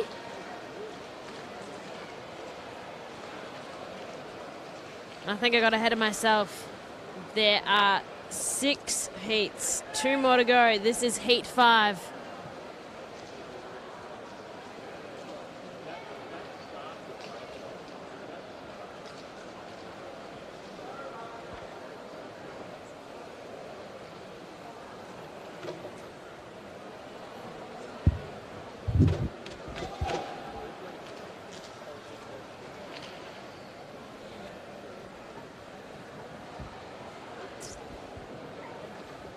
And yeah, it's fantastic to have swimming back, and really all these heats as well. It's awesome to have so many swimmers qualifying into these heats at previous competitions and really just turning it on, putting on some of the best performances in these events that they would have had. It's awesome to be able to see them strike some PBs and slash some seconds off their times as well. There's always a way forward. It doesn't just end here at this competition. That's why we've got our coaches, and then they work with their performance, their movement. They can watch this replay back as well on Kayo Freebies, which is awesome. And point things out in technique that could improve for them and work with their times. Heat 5.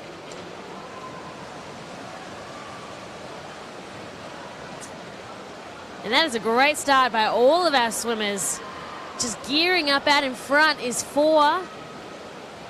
We have Brandon Wilson and Alex Chang, 4, 5, and 6, Lloyd Doink. What is going to happen? This is going to be a tight one. And that is Brandon Wilson from Shepparton there, 26.09.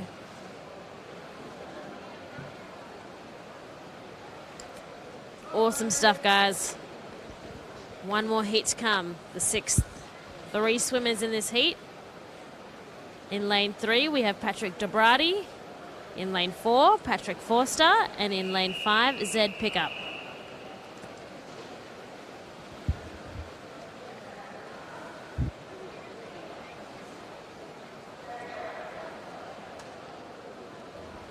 And we're just standing down here.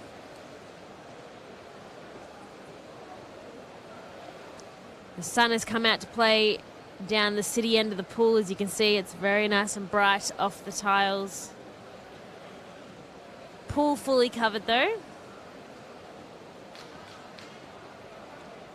with our big beautiful shade that is over MSAC. And up they go again.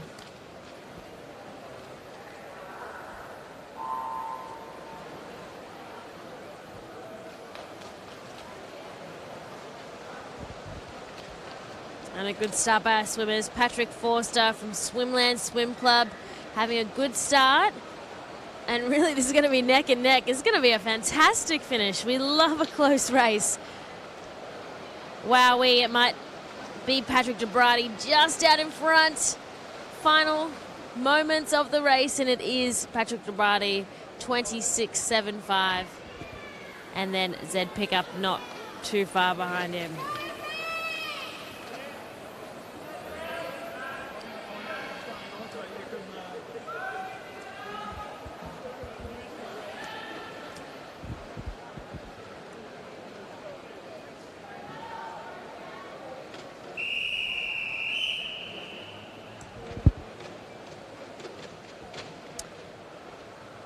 And now it is the girls' 13-year-olds.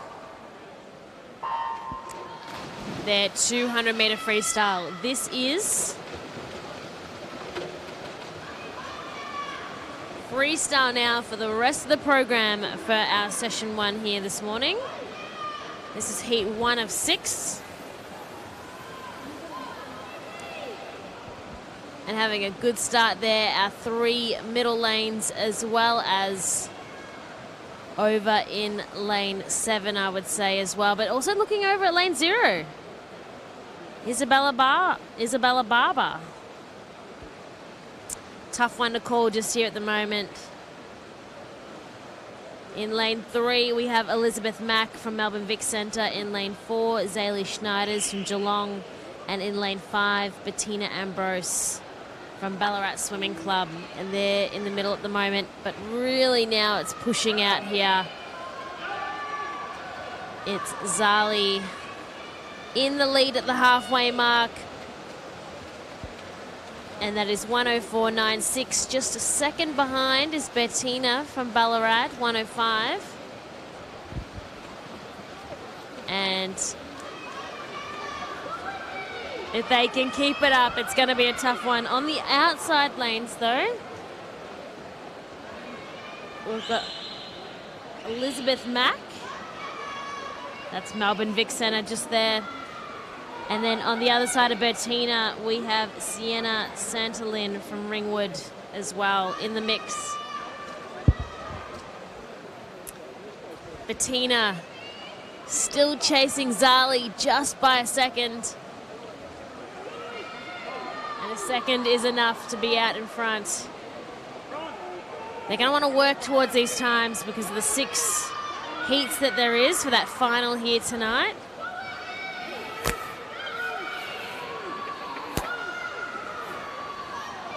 And Zali really looking confident and smooth, coming into the wall, taking that home, 2:13.09.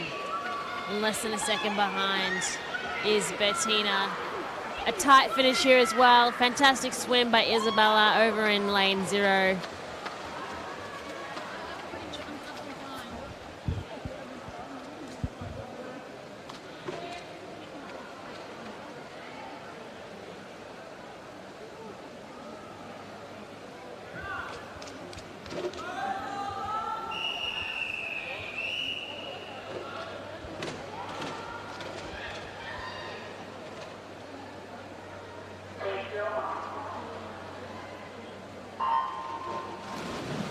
Heat 2 just now of the girls. This is the girls' 13-year-old 200-metre freestyle, and that is a good start. That is Vera Zhang, who has been in the pool this morning in lane 8. But it is in lane 6 where we have Liliana Jones from St Leonard's. Just taking at her own pace at the moment. Looking across the other side of the pool as well, in lane 1, we have Gemma Sullivan from Bayside Swimming Club just there as well.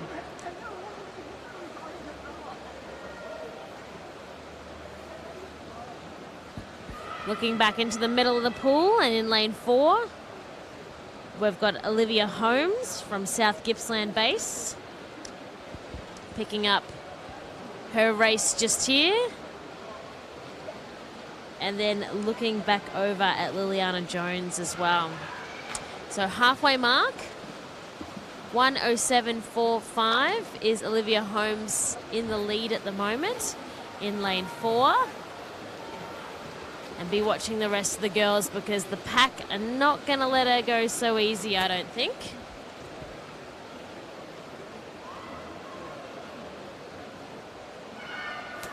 Again, nice and steady. 200 meters, you want to keep that pace up.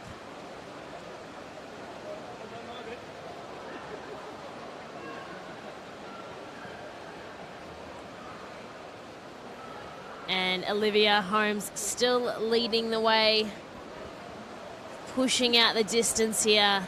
It's all about that time.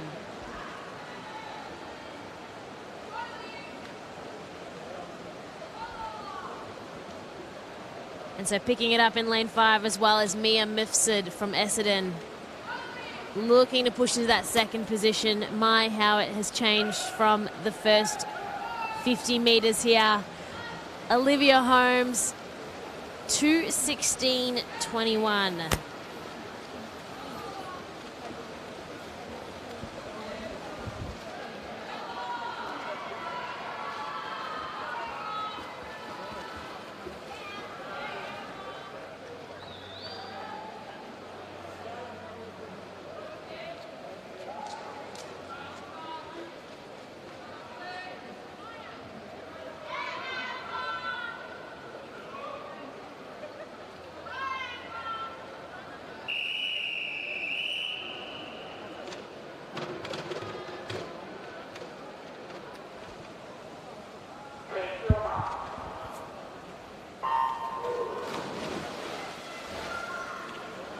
All right, that was heat 3. You would have seen a bird fly across the screen.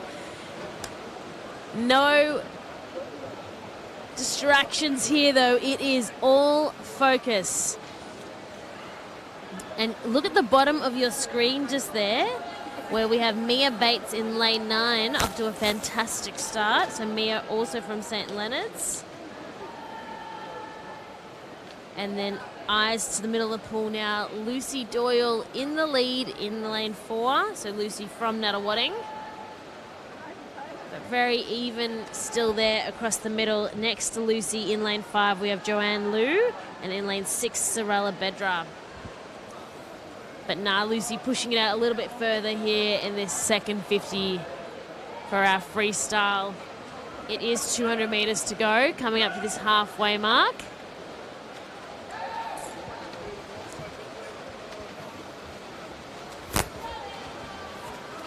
.1:05.57, and as you can see when the shot zooms out just here at the top of our pool, you can see all of the people around pool deck, all of our swimmers from all of our clubs and our coaches watching our swimmers, looking at performances, tweaks to make, improvements, times, all looking on intently and with encouragement. We've got our marquees up as well. And Swimming Victoria have done a fantastic job in preparation for our age champs here. Huge event. In terms of numbers, it's one of the biggest, if not the biggest, of our season. We've got Funky Trunks and Funkita who have sponsored us. All of their signage up, ready to promote them for all of the support that they've supported us throughout our seasons of swimming. And you can't deny it, Lucy Doyle from Nuttawading just looks so smooth, never stopping that pace or slowing down as she powers into the wall, ready to be swimming into that final tonight. 2:15.48. It's going to be a battle for second, and it is Joanne Liu that just pips Sorella Bedra just there. So Lucy Doyle, 2:15.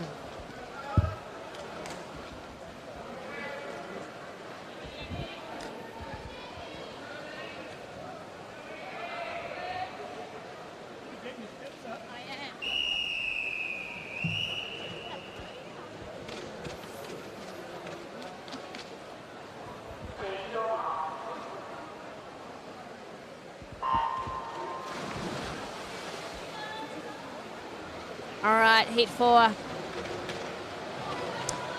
awesome start by Alia Wong over in lane 0. Top of your screen, Camberwell Grammar.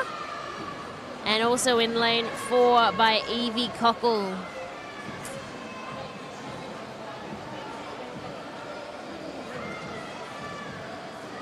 Luca Ascenzo also down the bottom in lane 9, having a good start. Really trying to push it up and keep it, and that's what happens. We have a lot of our swimmers giving it a really good go in the first 100 metres, and then it's normally our lanes in the middle, swimmers that have just maybe had a bit more experience or pushed in training, or it's their day today, are the ones that then come out in front. But it's what we want to see. We want to see a challenge. So in lane 4, Evie Cockle leading the way just here. Lane 5, Michaela DeSisto trailing here at the moment, but giving it her all.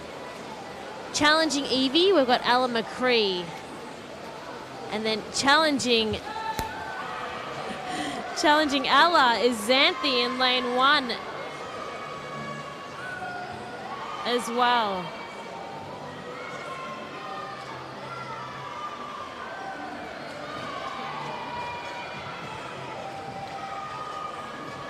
And in lane 3, we have Peyton Wiley from Bayside as well.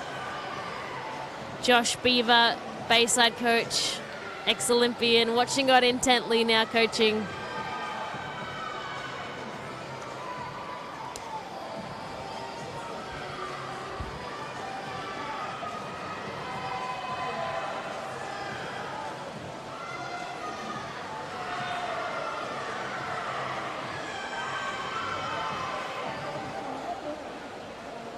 And it is lane 4 still. It is Evie Cockle from Nuttawading who is powering on home. It's going to be a chase for second though. Very tight. It's all about those times here in these heats. 2:23.44.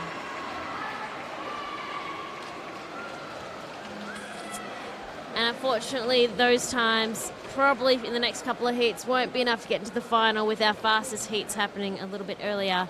But fantastic experience for our swimmers to be in this pool, the high level of competition in this elite performance environment.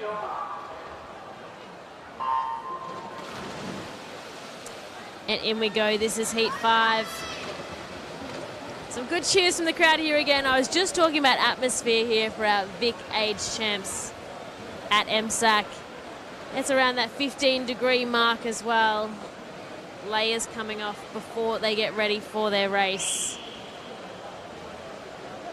And it's just awesome that we are able to bring this live stream of this event here to you. A big thank you to Swimming Victoria, Kayo, all of our team that commentate, and Big Voice as well that put together our live stream. If you want to get involved, head over to @SwimVic on Facebook as well. If you want to screenshot anything and tag us on Instagram, Twitter, we love seeing how proud you are of your swimmers as well, and we know that's what it's all about. And so coming up to our halfway mark here, Sophie Petrick from Nuttawading is in lane 7 in the lead. Not too far behind her though, lane 8, Stephanie Ingram.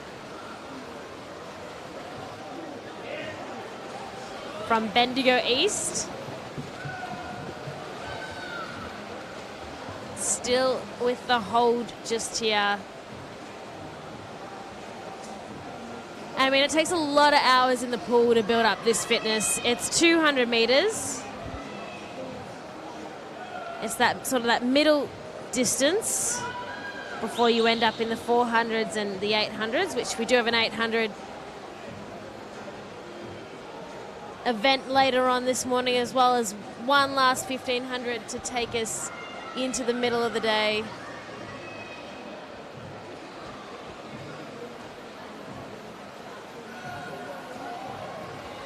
And pushing out in front just here, Alexis McCarthy from Mackay Ajax Swimming Club.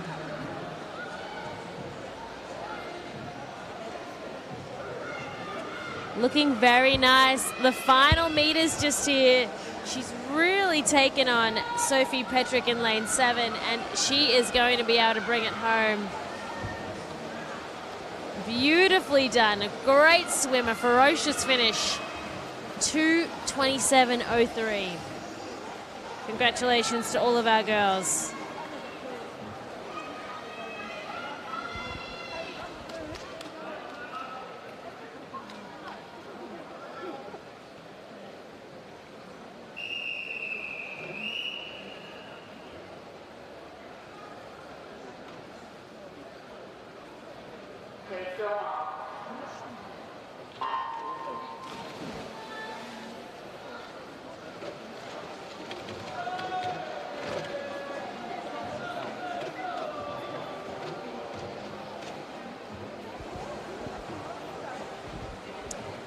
All right, final heat, 6 of 6.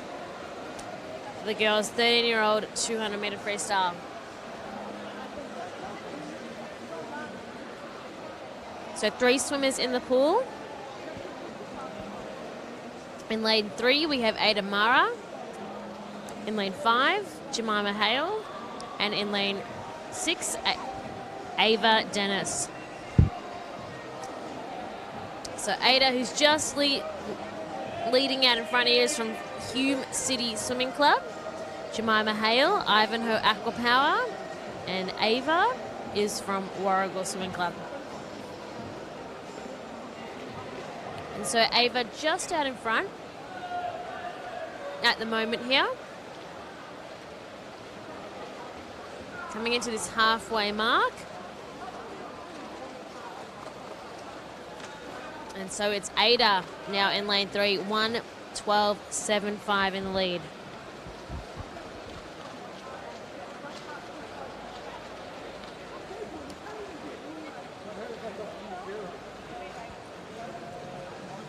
And she's just nice and steady, and that's all you need to be. As we said, our swimmers put in a lot of hours. Maybe you even listening in as parents or grandparents just have even helped out with rides. There's lots of taxiing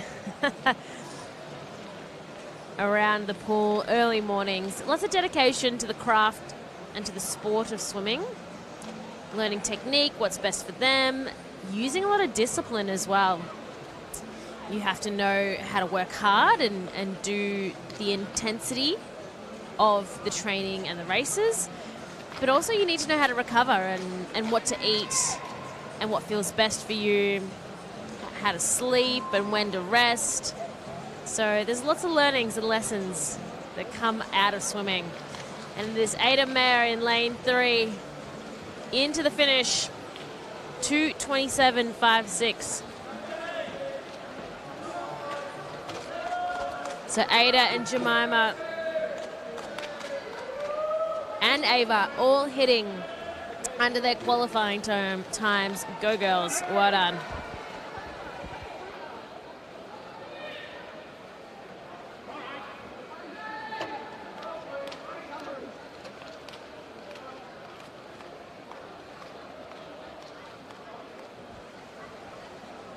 It was ladies first, and now it is the boys 13-year-old 200-meter freestyle.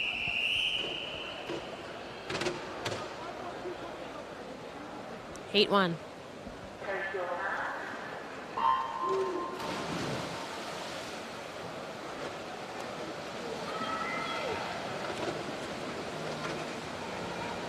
Awesome start there. Bosco Jew from Ballarat.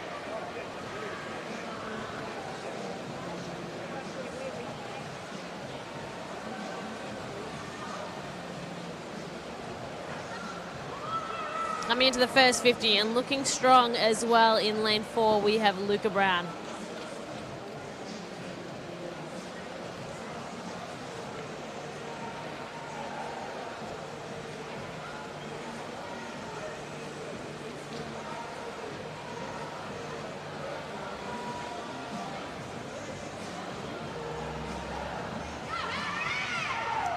Do be looking over as well.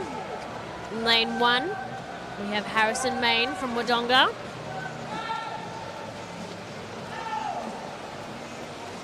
awesome job. I am sure he has his team and his family around watching. That's what I love about the live stream of these competitions is you can watch it from anywhere in the world. Regional Victoria, Outback Australia, somewhere overseas if you're traveling, you can see your swimmer swim, which is just so good.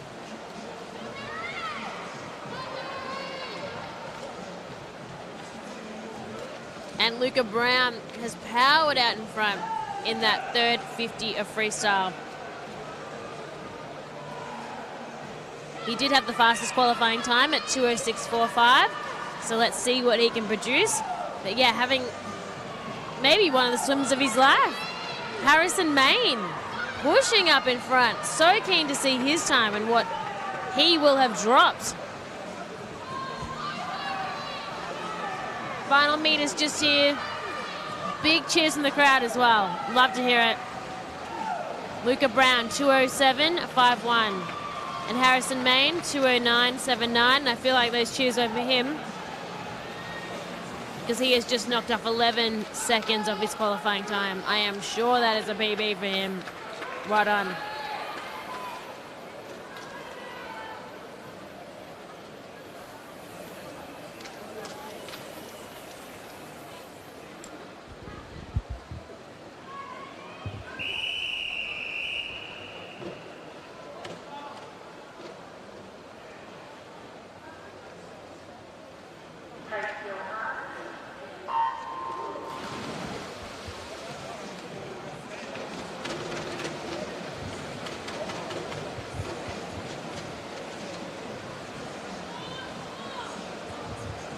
Awesome start to William Goldstraw from Melbourne Vic Centre in lane 3.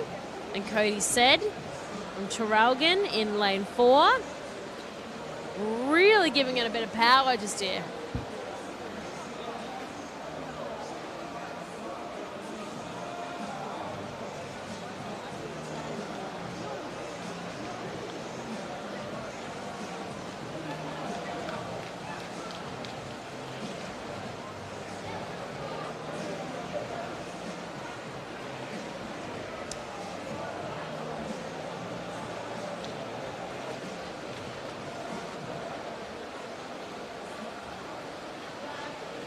All right, the halfway mark. Cody 1:01.62, tracking well. William in 3. Doesn't want to let him go, that's for sure. But they're chasing the time, these guys. And then we've got William Bryan from Tiger Sharks in lane 3. And then coming across the pool, Noah Kayo from Northwest in 5. And Oscar Jaxie in 6.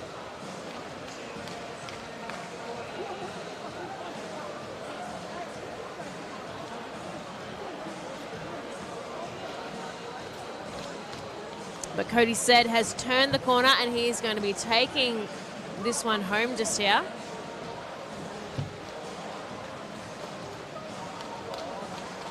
As we said, William Goldstraw not giving up. But Cody Said just looking nice and strong and consistent with all of his strokes just there. Breathing out to the left-hand side. Low arms, propelling forward. He's coming into the wall here. 2:09.89. Nicely done.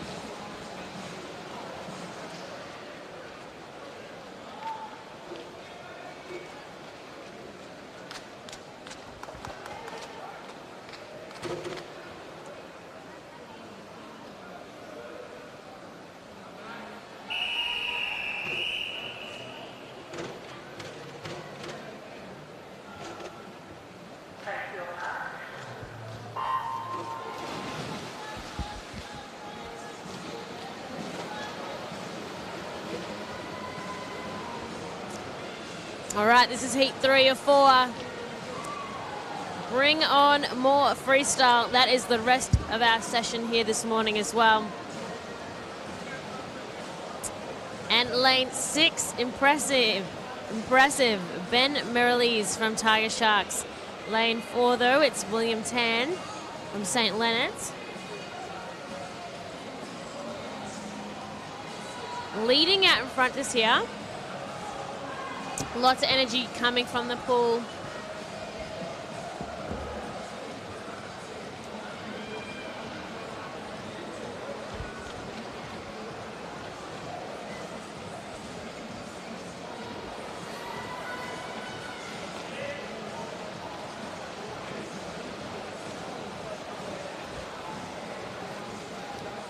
And Nathan Day, he's not going to let him go from Canberra Grammar.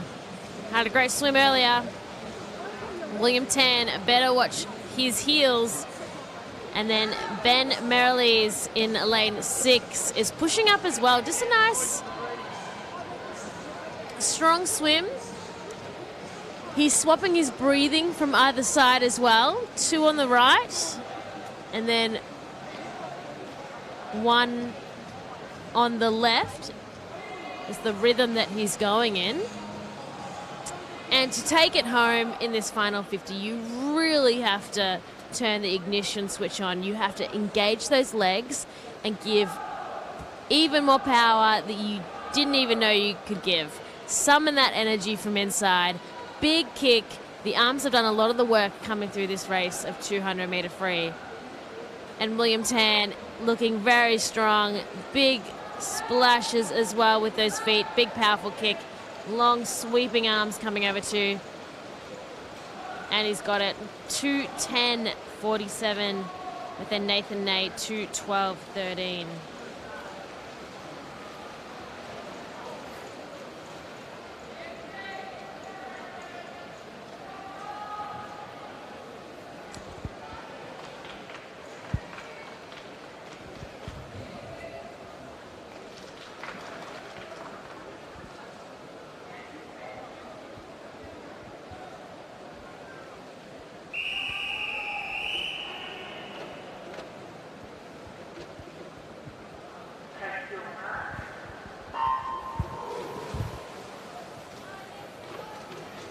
All right, our final heat for the boys 13-year-old 200-meter freestyle.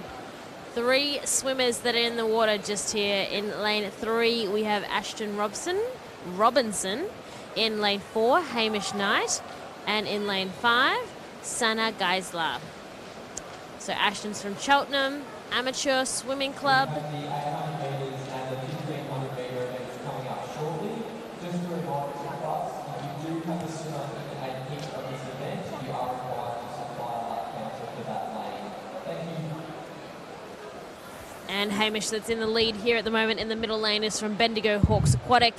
And then Sana is from Nuttawatting. So Hamish looking content and smooth, gliding across the top of the water just there.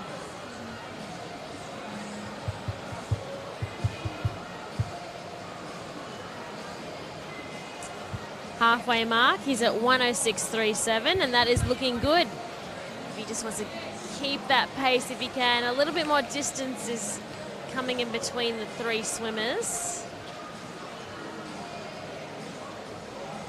Hanging on to his toes just there is Ashton Robinson. But engaging in a little bit more of the legs, we've got Hamish in lane 4, who's out in front here at the final turn. And for these boys, it is about the race, but it's all about the time. And look at them just putting more into their kick here. Already start of the final 50. It's all about the time and where they're sitting at. They're not going to be in that final there tonight, but let's see if they can get under and create a PB for themselves. And Hamish Knight looking at the possibility of that. 2:19.32. Taking 3 seconds off his time. Congratulations, guys. Well done.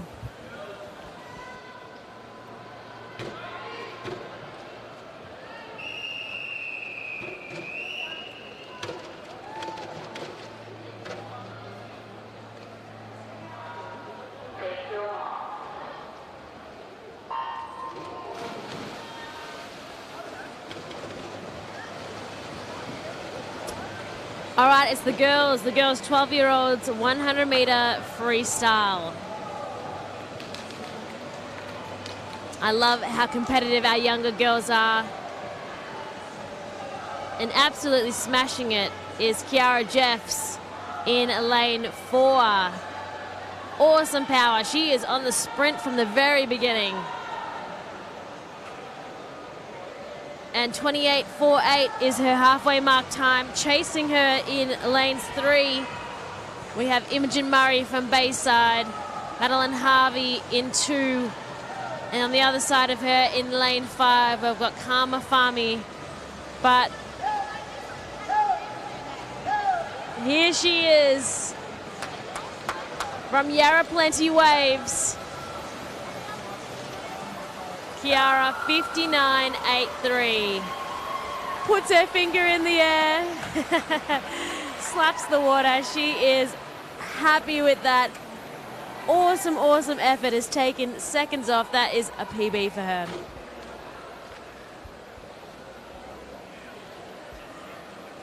Big smiles all around. That's what we want to see. Connecting with who she knows in the crowd. Awesome job.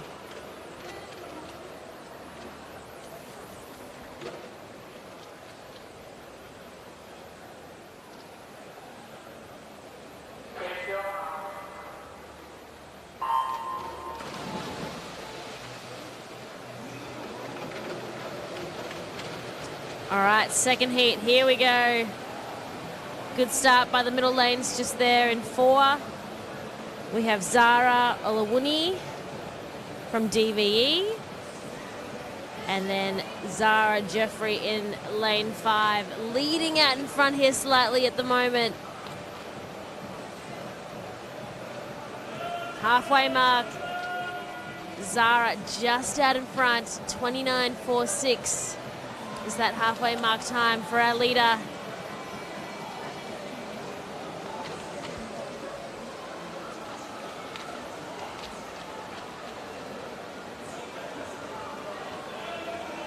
And picking it up even further in the blue cap just there, streaming away. Big kick engaged.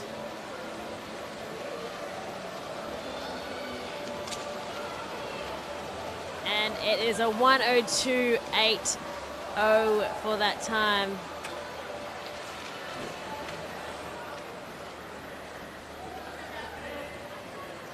Awesome job, girls.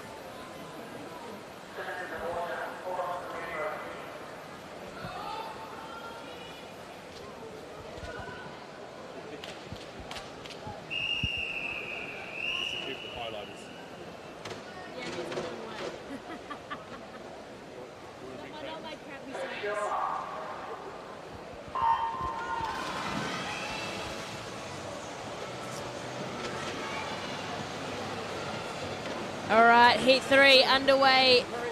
Awesome start. Lots of power coming from that pool just here. And in lane 2, Audriana David from Western Melbourne Propulsion.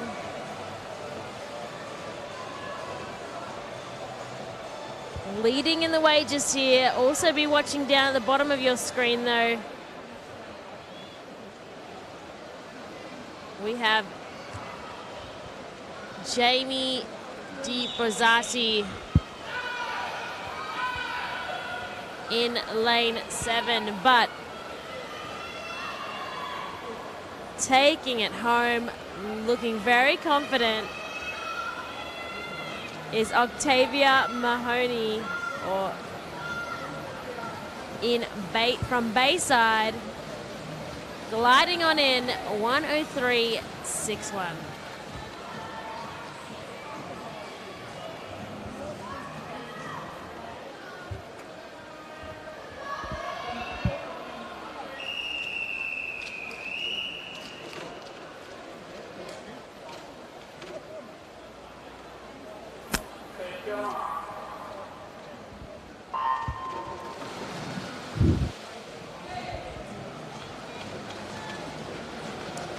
Heat 4 of 7 in the water just now. And lane 4, Sophia McEwen from Yarra Plenty. Awesome start.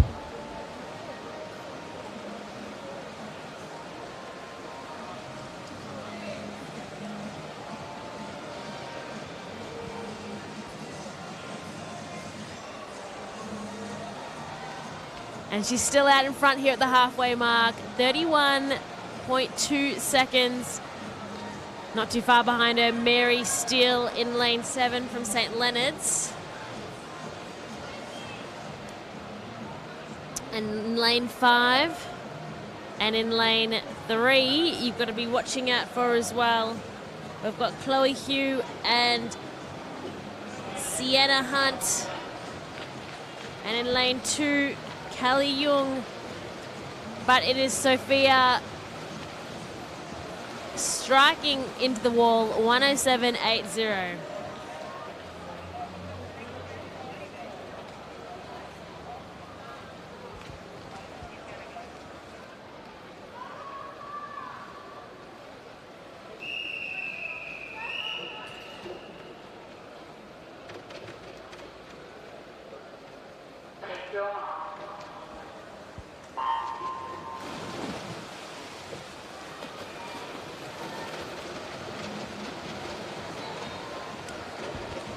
All right, heat 5, here it is.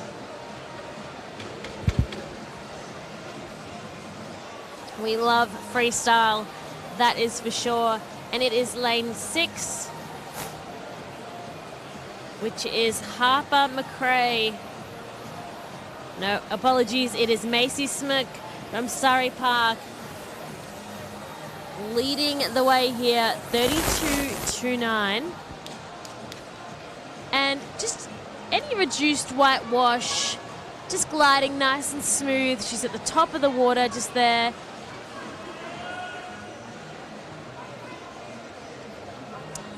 Breathing out to the left as well.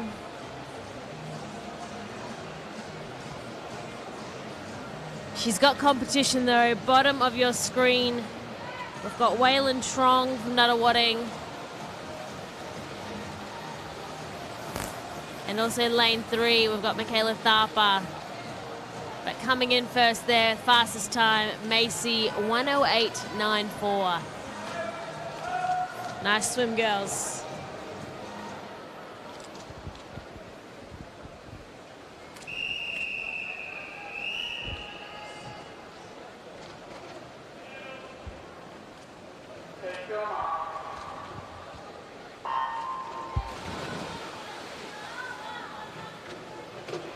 Swimmers, coaches and team managers, if you have no swimmer who is not swimming the 800-metre freestyle, so that is a swimmer not swimming the 800-metre freestyle, can you please come down to the TD desk to withdraw, please. Thank you.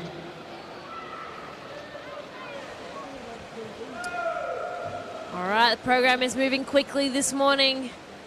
In lane 5, we have Taylor Miller, 33.06 on the halfway mark just there. Watching the bottom of your screen as well, we have Yondali Wu. I love it when the outside lanes show us a little bit of something, making some magic happen just there. Top of your screen though as well, in lane 1, we have Charlotte Pauly. But it's going to be lane 9, Yolanda Wu. Well done, 109.74.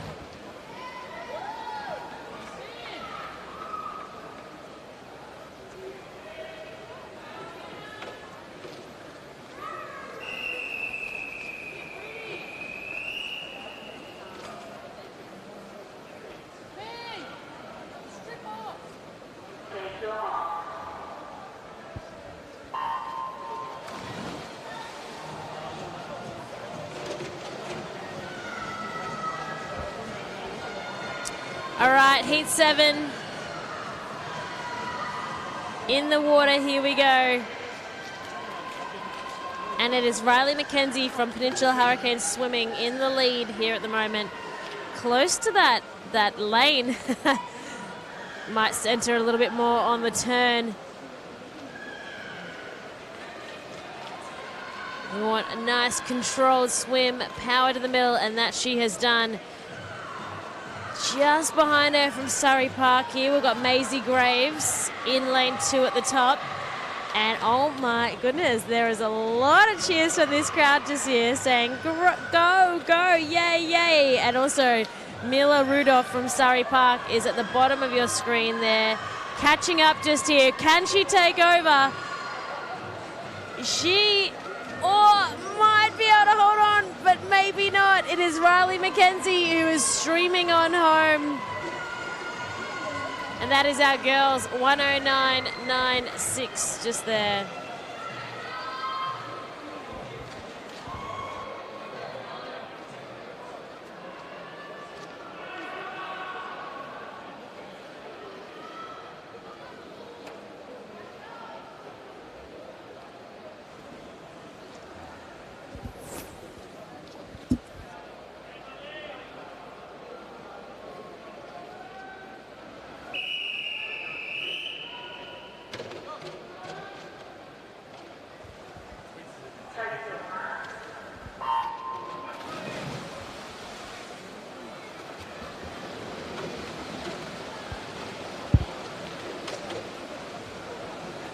All right, this is our boys just now. It is their turn.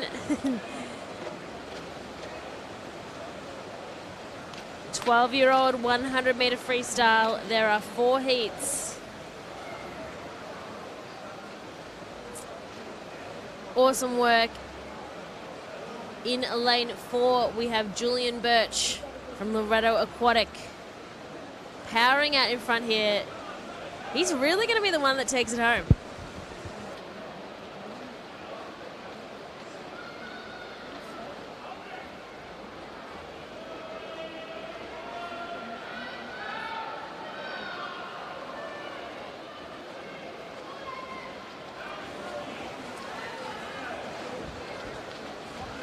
And that he is done. Julian Birch coming into the wall just here, 101.96.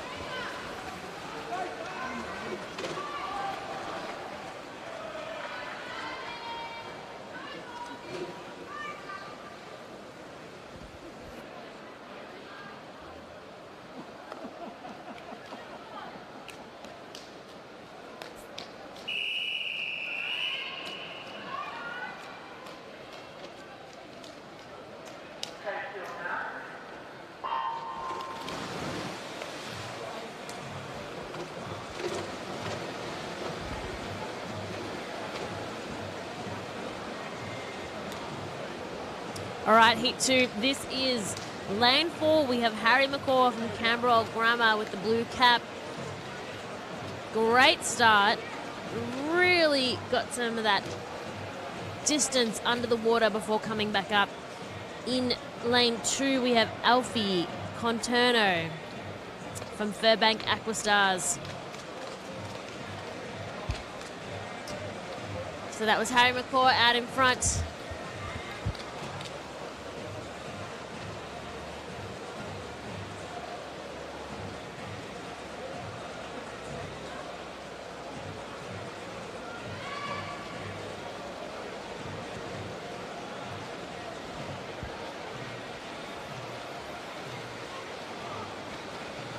$59.88. That is just the time that Harry wants. Times like that get you into finals.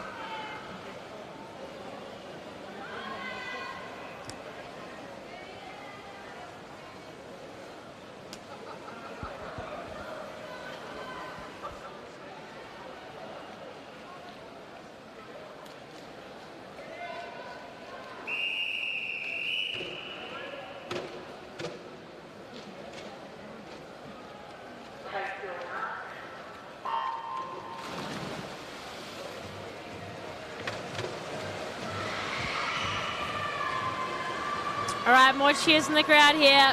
And more power coming from that pool. It is electrifying. Look at lanes 3 and 4. We have Gabriel Wong and Fraser Nagel. So Gabriel from Laverton Wyndham and Fraser from Yarrawonga Mulawa. 29.82 at the halfway mark.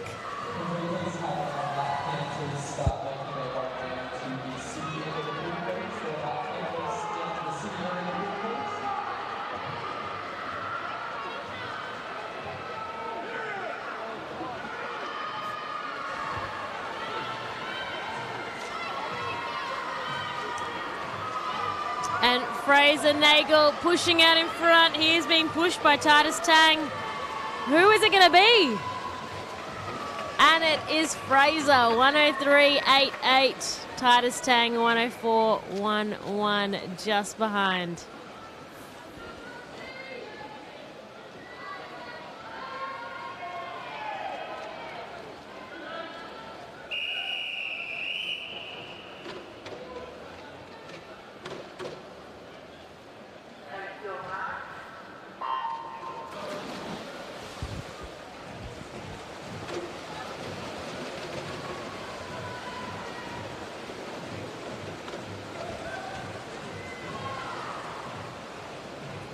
All right, this is heat 3. And a beautiful start there.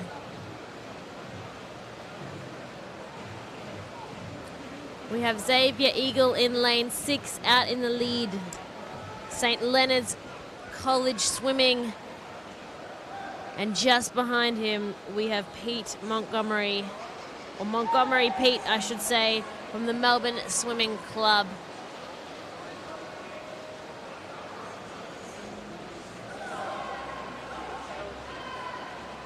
Lane 0, we've got Kelper Schneider, and lane 1, Cade Faulkner as well. I'll be looking at them at the top. Don't forget our outer swimmers. They can trick you right at the end as well.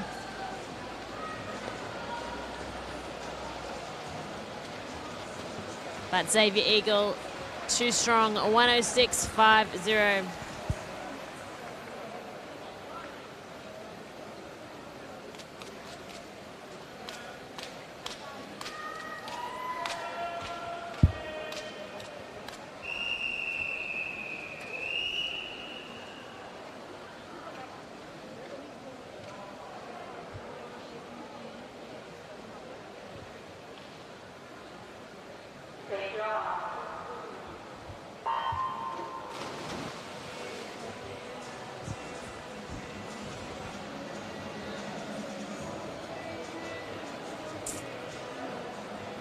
All right, this is our final heat for our boys 12-year-olds 100-meter freestyle.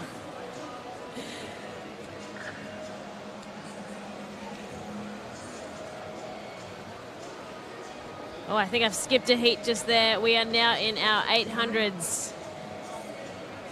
So it is our first of 9 800s. So in lane 2, we have Grace Richards. In lane 3, Lucy Crouch. In lane 4, Emily Doyle. In lane 5, Stella Solomon. In lane 6, Matilda Thahang. So Grace is from Surrey Park. Lucy's from MLC Aquatic. Emily's from Nuttawading. Stella's also from MLC. And Matilda is from Western Propulsion.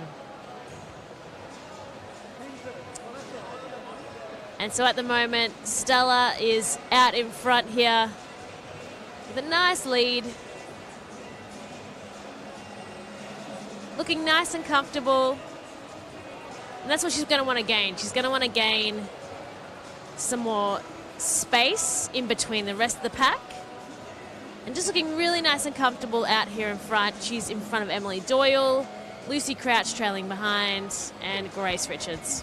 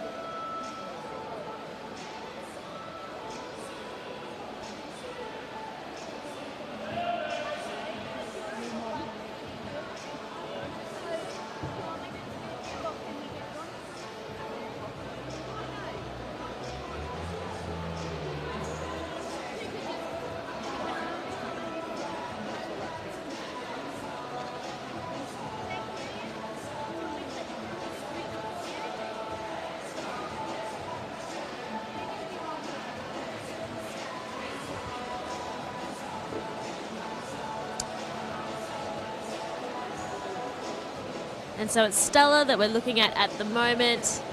Beautiful stroke out in front, nice straight hands, gliding out. And really just being consistent with her movements. Looking nice and strong, leading the pack at the moment. She's got a distance of almost 50 metres now on the other three that are in contention, which is Grace Richards in lane 2, Lucy Crouch in lane 3, and then Emily Doyle in lane 4, which are quite even. You've just seen them cross on the other side of the pool. They're all even. The three of those swimmers are together. And then it's Stella here that's just being constant with her strengths and swimming her own race out in front.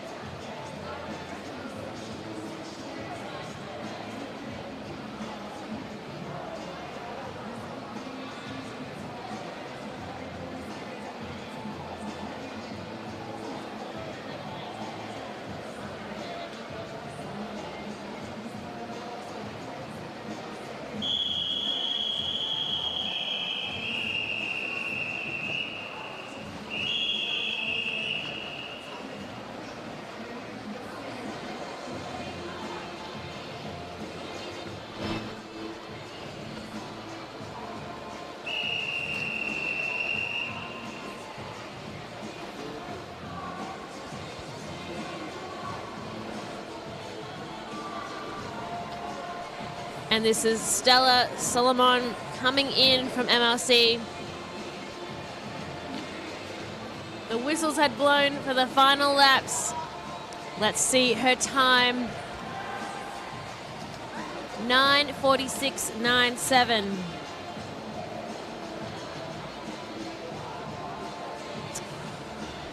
Which is awesome. She was able to take, calculating in my brain now, about 40 seconds off her entry time, which is awesome. I mean, there's a chance you can do it here in these big races, the distance races.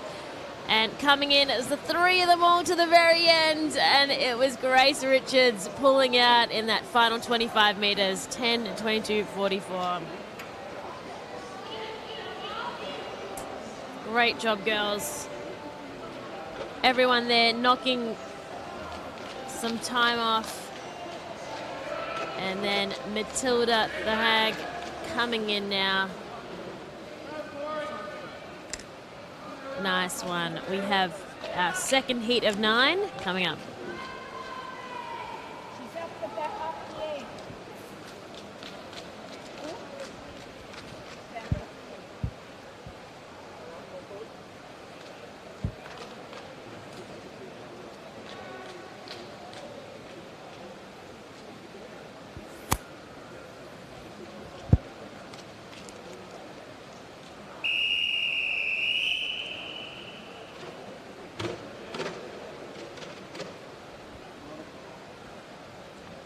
And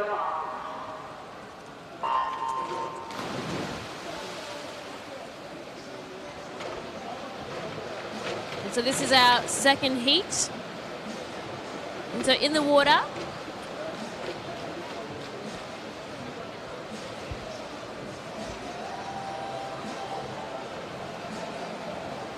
we have Julia Stupkovic in lane 0 from Peninsula Hurricanes.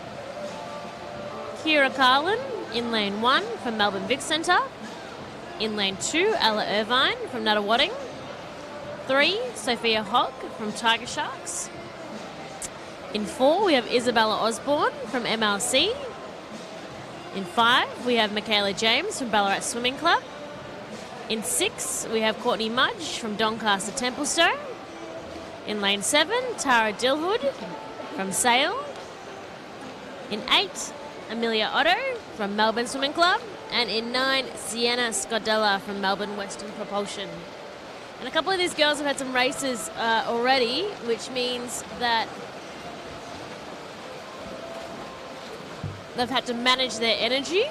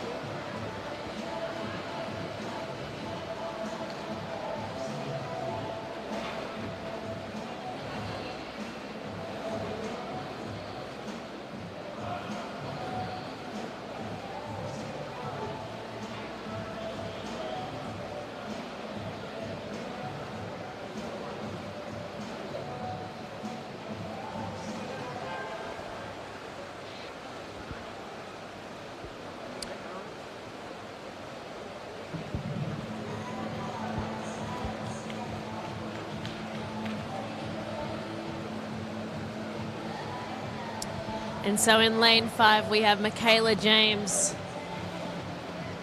from Ballarat Swimming Club leading the way here at the moment. Just looking nice and calm with her stroke. A beautiful kick underneath the water. Building that up.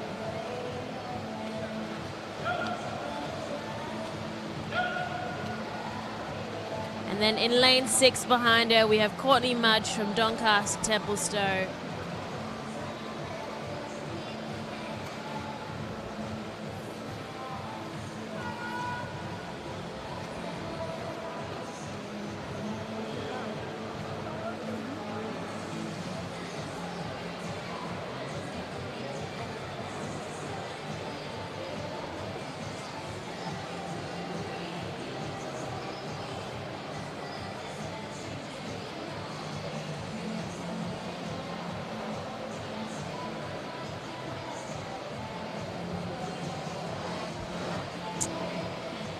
And so now the final 100 metres of our 800 metre race, our heat 2. There is the whistle for Michaela James, in the red cap, and in the aqua cap we have Courtney Mudge.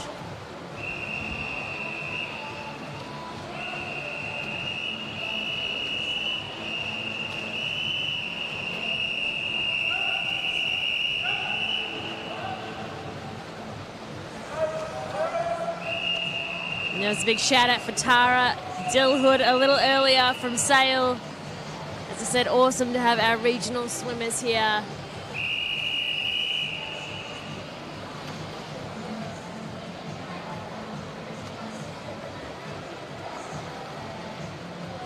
Final 50 metres here for Michaela James. She's coming in strong. And looking at her time, she is going to hit a PB here. Final 25 metres to go.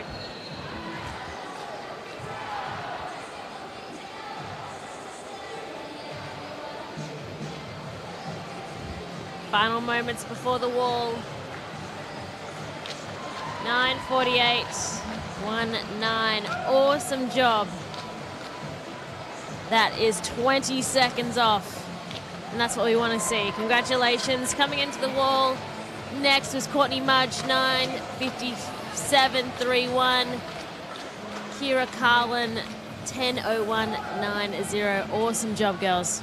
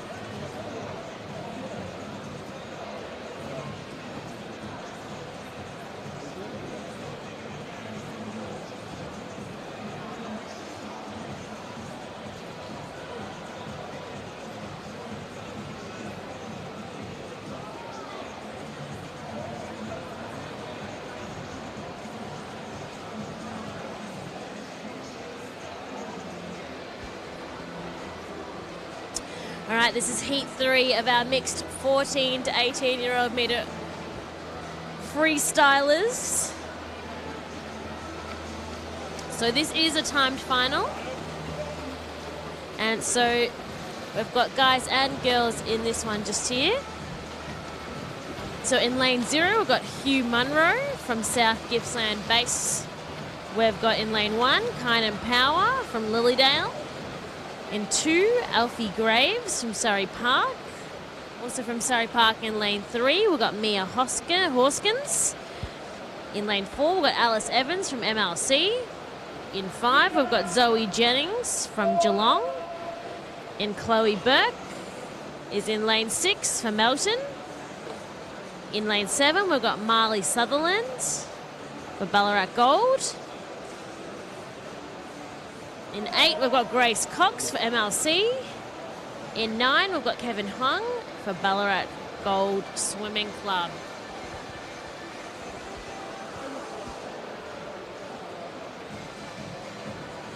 And so it's good to be able to pop our swimmers in a race together.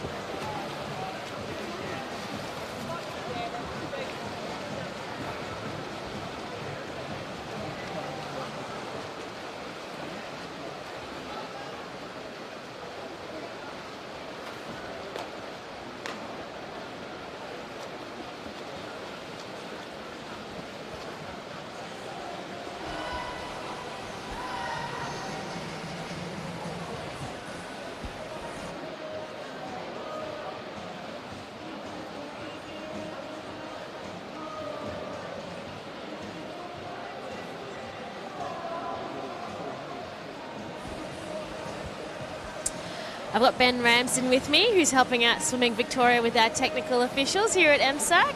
Ben, how's your morning been? Well, I was up at about 3 a.m. this morning to catch the early bird flight down to Melbourne, and the temperature seems to have dropped about 30 degrees on the way here, but it's lovely now we're here. It's nice, cool, and some great swimming going on. Yeah, you never know, 4 seasons in a day with MSAC, and yeah, the swimmers have had to add their layers on a bit earlier this morning before getting into the pool. But looking at the pool deck, there's one thing that's notably missing for, people that do know swimming out here that's watching our live stream, is that we haven't had timekeepers out there today. Tell us a little bit about that. Yeah, well, we're very excited because club administrators, coaches have not had to roster parents and others to do the timekeeping duty either today or for the next 5 days, and that's because we are replacing it with video timing, which has been trialled for a while, and this is the first event where we've actually said no timekeepers. So hopefully there's lots of parents and coaches and others around who are saying, phew, thank goodness for that. Well, there's always the shout out from the announcers in there. We need to fill lane 9 with a timekeeper. So that's good. It allows them to sort of freeze them up with the technology to actually go up in the stands and watch their swimmers from a fantastic view that we've got here.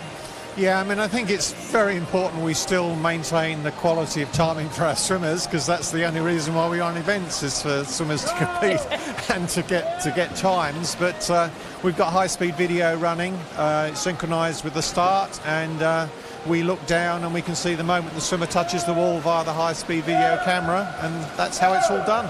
Beautiful. And so they're dotted around the pool then?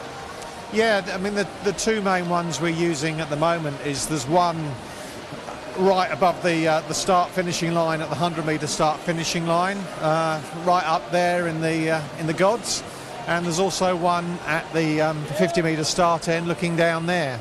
So they're the two main ones that we're using for the timing purposes. That's fantastic. I had a little pass in with Jason Howard, he's our CEO at Swimming Victoria, and he said it had to do with even Hawkeye technology as well. And yeah, that's fantastic. How does it operate, or who's doing the work on it behind the scenes? Well, that's why we're really excited. We ran a webinar during the week where we invited anybody that wanted to become a video official to attend the webinar.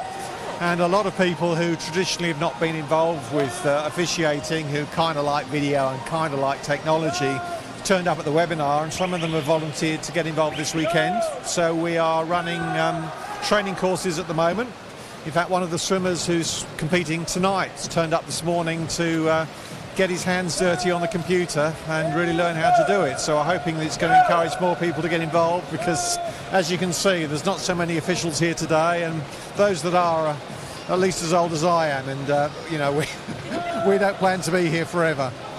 Oh, well, that's great. It's good that they're, you know, coming out to get involved. That's what we like to see, like everyone, you know, part of the community helping out, but also doing something of their interest. If technology is your interest, you can send, you know, Swimming Victoria a message via their socials or an email from the website. If you're keen to get involved, let us know.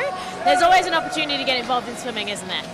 There is, and you know, one of the other interesting things I've seen happen this morning is there's been a few protests, as there quite often are at these sorts of events, and the judges have been in to look at the video coverage just to see whether that can help them with their process decision or not. So I hope this will lead to fairer swimming, or at least everybody just accepting that what happened is the thing that actually happened, but who knows?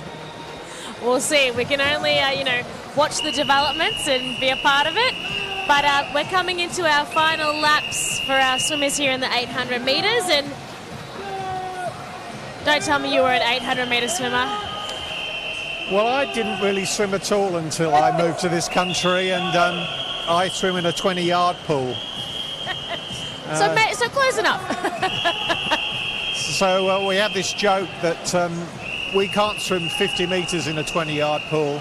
We swim 54 metres. So I'm working on my very short course, 54-metre PB at the moment. That's very specific.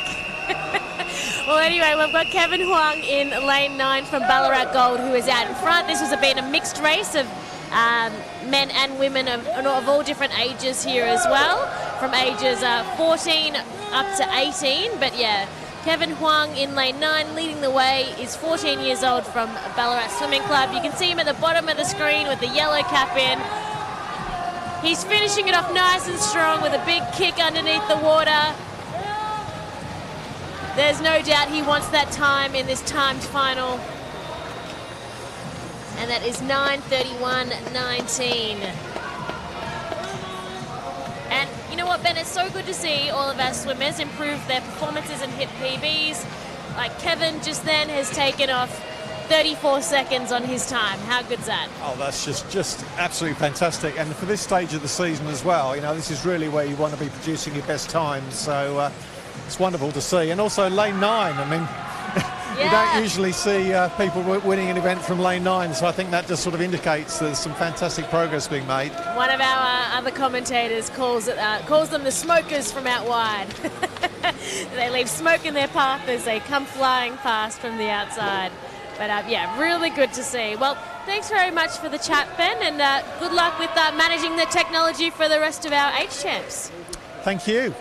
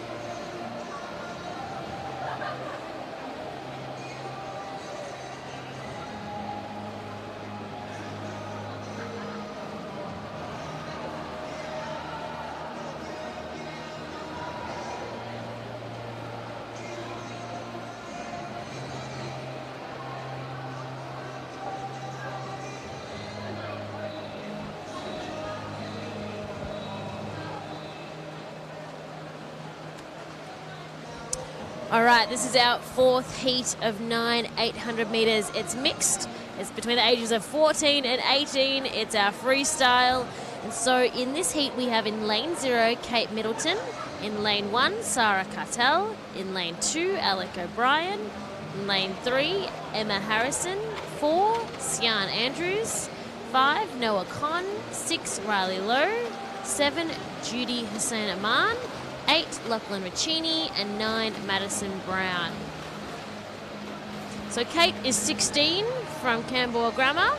Sarah is 15 from Yarra Plenty Waves. Alec in 2 is 15 from Geelong Grammar. Emma in 3 is 17 from Halbury. Also from Halbury is Sian in 4, or Khan, 15. Noah is 15 from Nuttawading. Riley is 14 from Sale in lane 6. And then Judy is 15 from MLC. Lachlan is 14 from Melbourne Swimming Club. And in 9, Madison is 14 from Halbury Aquatic Incorporated. So a bit of a mix across all the lanes for ages, clubs and gender.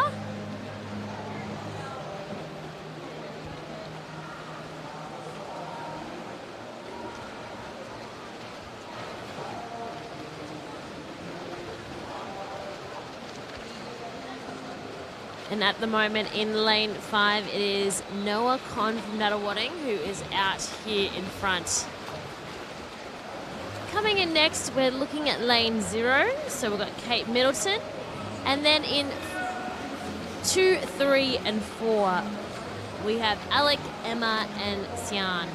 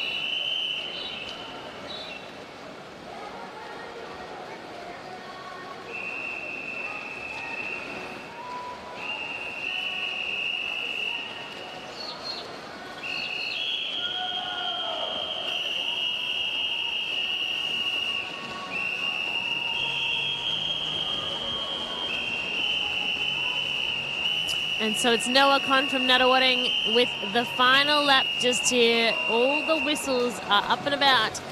He has 50 metres to go.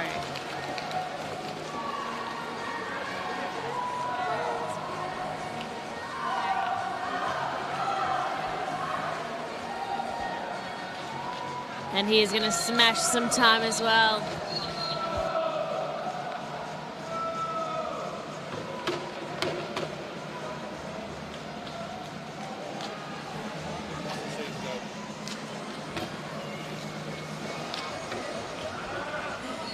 And Noah coming in towards the wall. It is a time of 9:26.09.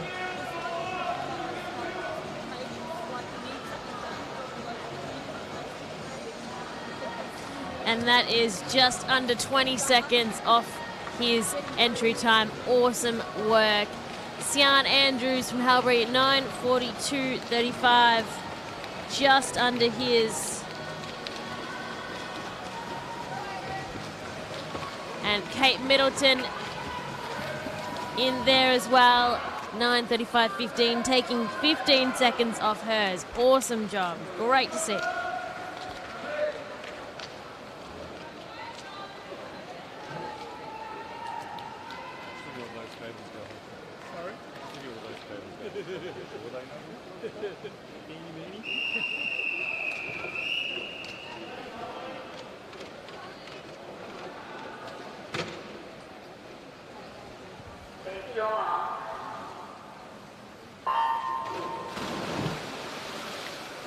All right, away we go. 5 of 9. That's the heat that we're at.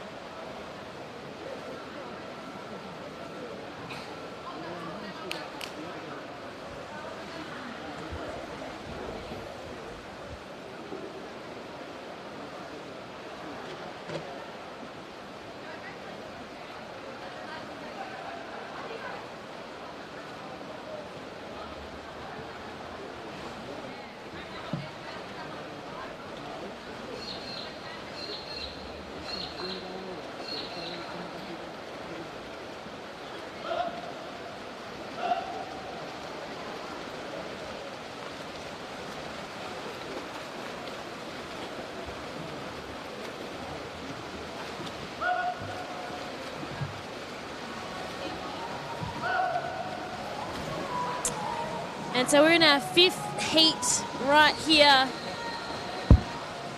So a mix across all of our athletes in lane 0. We've got Michaela Larkin in lane 1, Tali Grant in 2, Kiara Mooney in 3, Enrico Vigaris, 4, Nicole Briscoe, 5, Dakota Mathers, 6, Aiden G, and 7, Alana Cummings, as well as Madeline Burns in 8 and Charlie Cornwell in 9.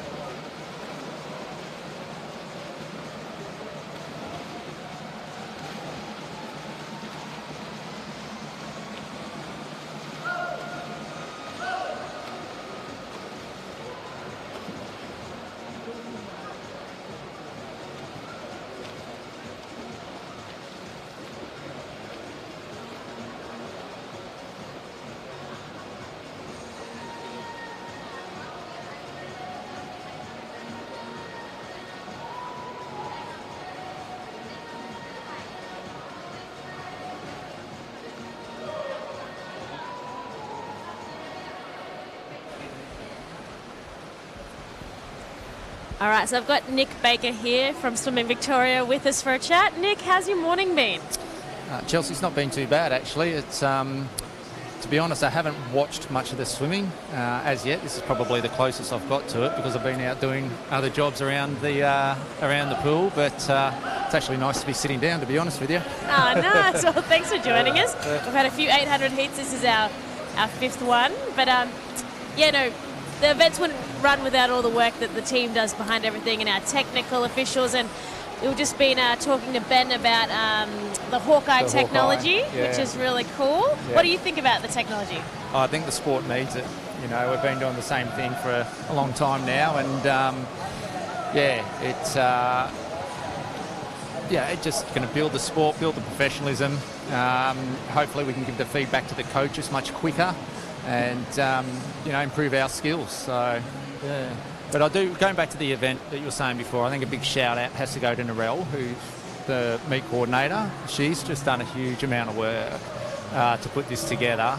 The pool looks good, and huge amount of work. So if you're on Narelle, well done. We're calling this Nelly Telly, actually. I don't know if you've heard of that. Yeah. No, so but I'm going to call it that from now onwards. She doesn't even know she's getting a shout out, but Nelly Telly, love it. Yeah. And the flags look great, like Funky Trunks and Funkita, our sponsor, and even all the signage. And you know what I've loved this morning is the vibe that everyone's brought. Like, it's been so good to have so many supporters up in the stands. We're towards the end of our first session here on the first day of the first morning. But it's nice to have the community all around here at the pool. So, tell us a little bit about 800s, Nick. What do you think is some of these Chelsea, swimmers' race plans? You're asking a breaststroker here how to swim an 800.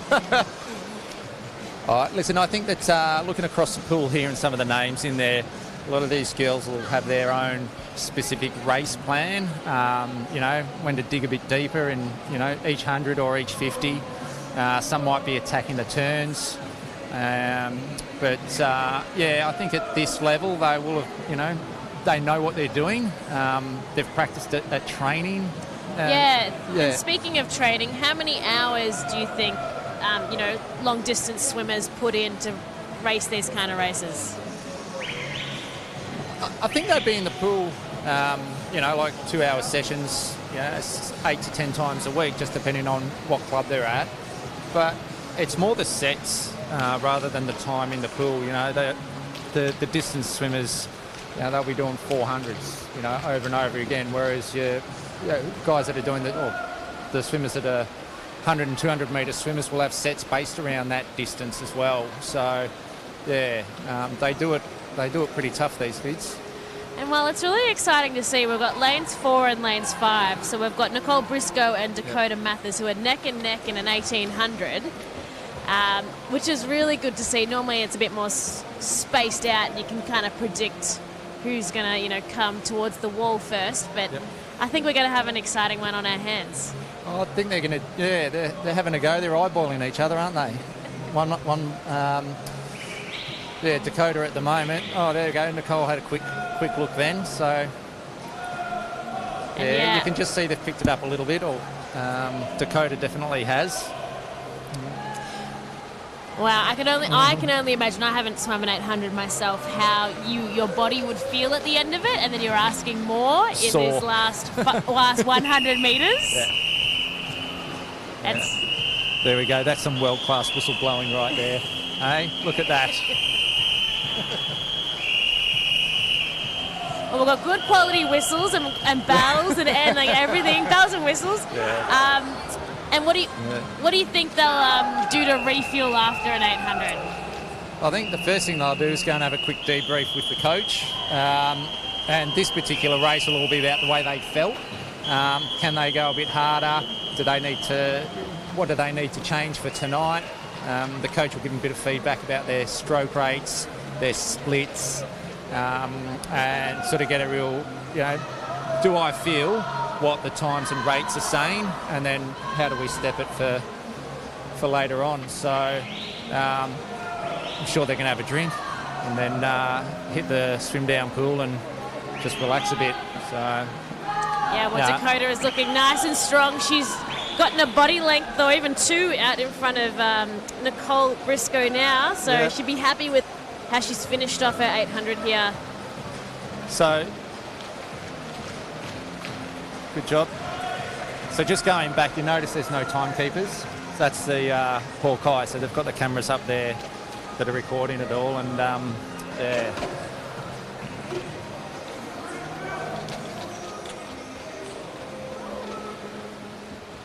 And so we've got our final swimmers coming in now for that heat 5.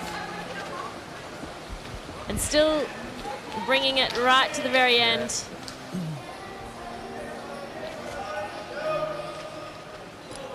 That's a long way, isn't it, eh? Oh, look, they're having a debrief now. The 2 girls chatting is Dakota and Nicole. And then, yeah, so these 800s are mixed. What do you feel? I'll let the race go.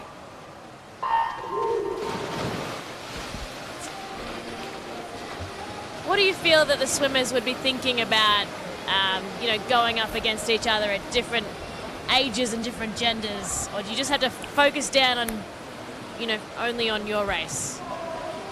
At the start of the race, I think they'll just be focused on themselves. But to be honest, the kids today are so versatile. I don't think it'd worry them at all. Like if we have a look at this particular heat, there's a lot of 29s across the board. The middle 2 lanes are a bit quicker. So yeah, they'll be in there. They'll be sussing each other out, and then as the race progresses, going back to, you know, sticking to their own race plan. And so, yeah, at the moment out in front in lane 3, we've got Tyler Norton, who's Tiger 16 Sharks. from Tiger Yep. Sharks. And then coming out wide, looking at lane 9, we've got Tom Urquhart from Ballarat Gold Swimming Club. If you have a look at lane 7, there's Brooke Briscoe, which is Nicole's sister from the heat before. I'm sure they've done a lot of laps of the pool together. Nothing competitive, I'm sure, between them, right? And so, yeah, Brooke is 15, and so they've come from Geelong, and I think it's been really good to see in the morning here the diversity of clubs that have you know qualified and are here at Age Champs. So we had from Wodonga, Ballarat, Yeah. Traralgon, Gippsland, that way. From even then to more inner city, from Melton, and then you know. I was talking with Dean, who's the Traralgon coach, and he's saying that this particular year their team's a little bit smaller than what they normally bring up.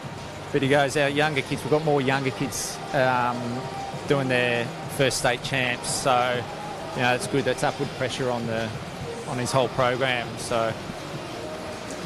Well, yeah, that's really exciting. That's what, you know, it's so nice to have swimming back and flourishing finally with, you know, a proper season as such where, you know, COVID can hopefully be, you know, left behind. But there would be swimmers that would have reconnected with swimming in COVID and also coming back after COVID, even this time around, that they left last year as a break to do some other activities or just get back to life. So we've probably got some returners and some new little swimmers here too. Yeah, I think we would have lost a couple that have started uni for their first time as well. Sort of they haven't had the training in them over the last couple of years, so you know, O week's pretty good option for them. Yeah.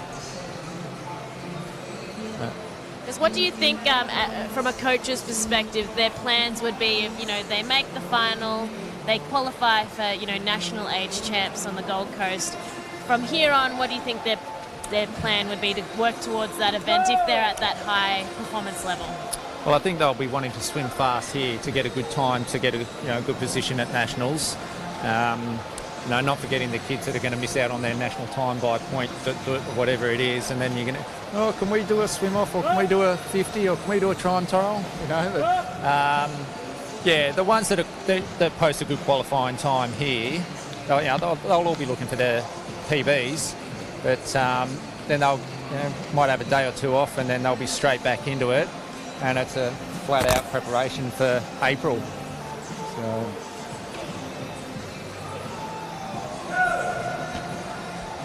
Yeah, some exciting times ahead. We've seen, some good results that have come out of the Metros. Only a few weeks ago?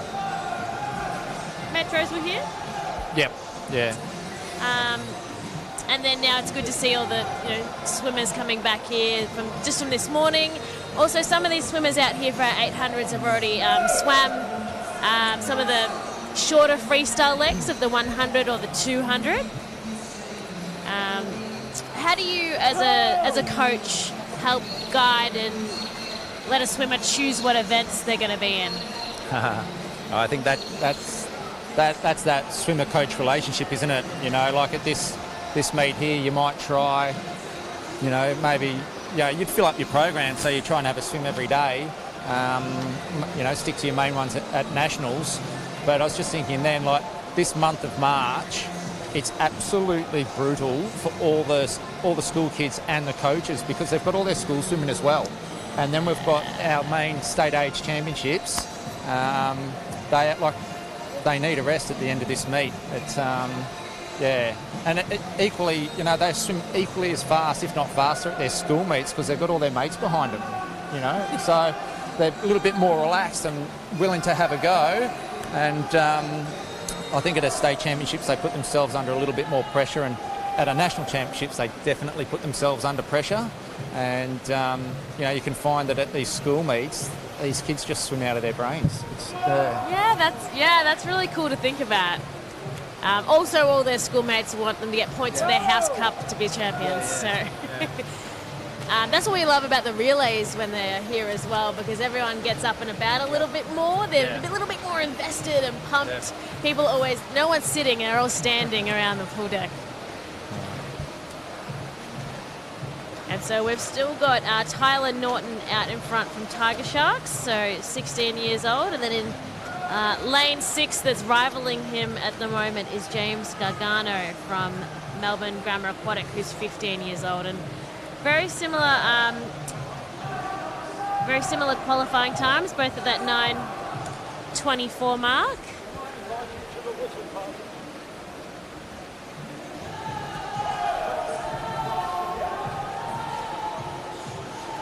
And so they've got just over 200 metres to go here in this race.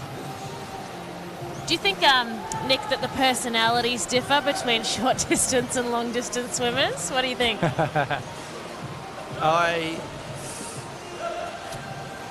look at across the pool, and there's generations, right? So I look at all my mates that I used to train with, right? And out of the 10 of us in our squad, there are all different types of personalities. And then you let a couple of years go past, and all of a sudden those young kids that are now a little bit older, you can see those same personalities within the squad. So I think it's a mixed bag. And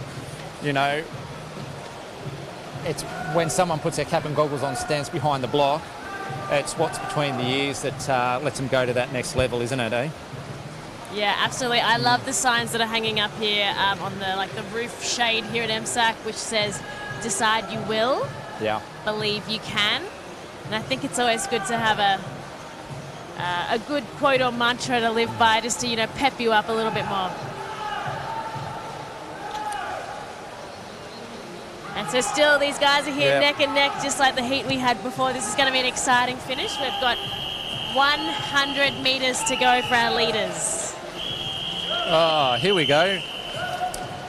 Not that people at home can see us, but Nelly, who started this Nelly Vision, is here.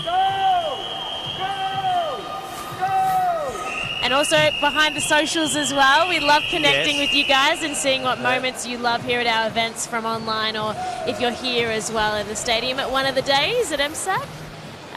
It's good to connect with our community, and we love hearing feedback from you and good news stories as well, to shout out to all of our swimmers and everyone involved. So, final 50 metres here for Tyler Norton and James Gargano.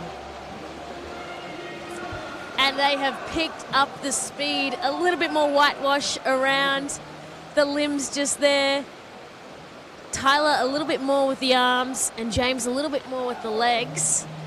And Tyler is just a body out in front just now, and I think there's no doubt he's going to bring it home. James is done his absolute best. But Tyler gets into the wall, 8:56.78.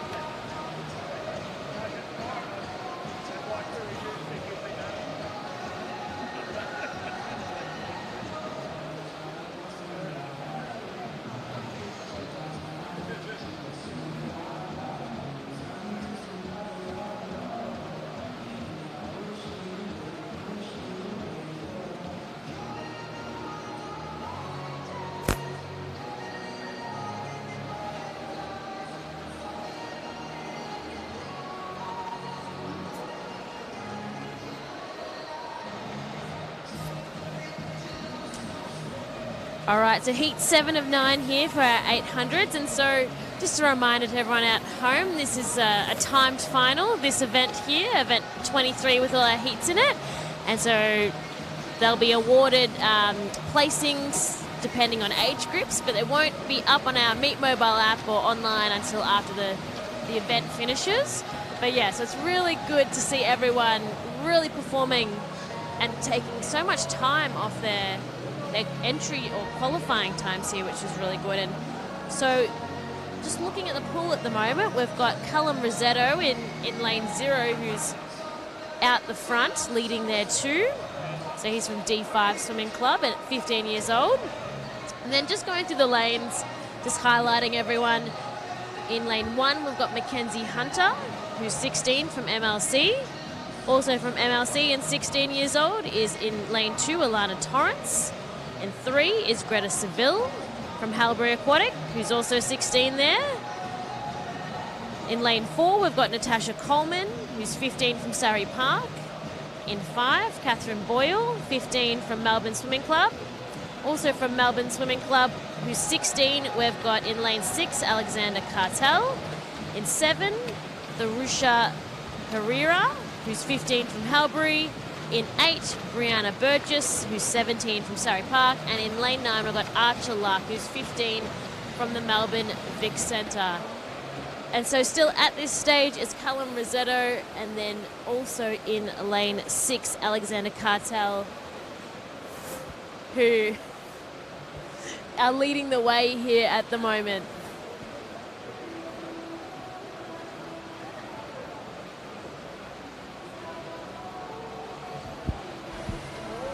So, Chelsea, have you heard of a swim called the Rip Swim?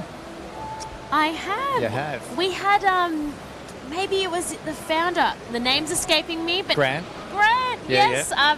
He was here commentating at an event last year. Oh, well, there you go. So I had the pleasure to meet him then. Yeah, so Mackie in lane 1, she swum the Rip Swim. For the people that don't know it, it's between the two heads in Port Phillip Bay. And there's a special time of year that they do it anyway. She did that a couple of weeks ago. And she said it was awesome. It was hard. I said, well, you're going to do it again next year? And she goes, No. And I said, I'll ask you that in a couple of weeks' time. But no, she did a really, really good job at that event, and like, it was a good day. So. Do you know what the distance is in between the two at all, approximate? I knew you were going to ask me that. I don't know. Hold on, I'm going to jump on Google. Just one sec. But yeah, it's more the tides, isn't it? You know, and they still have to dodge the boats or the ships coming in and out. When you said the words that she was going to describe it in, I thought you were going to use the word scary. Yeah. Because that can be scary if you're not used to swimming in the open water and at that particular point. But I mean, I'm sure it's a very professionally organised event with Grant, of course. But that's a great experience she's had then. Yeah, no, it was good. Bronte Campbell swam it as well. Robbie Dillinson. And there's a couple of others that I'll have to get back to you that's escaped me right now. But even though she said it was scary, she said it with a smile on her face. So. Yeah. And also, you just have to do new things and new challenges and have a bit of variety. So, Chelsea, you've got another guest now. Sean from H2 Grow. Yes, Sean, he's been very busy upstairs. We'll tell you a little bit more about H2 Grow, or Sean will be able to give us all the insights. It's an exciting program they've got. All right, so she'll talk to you again soon. Sounds good. Righto, thanks so much. See you, Nick.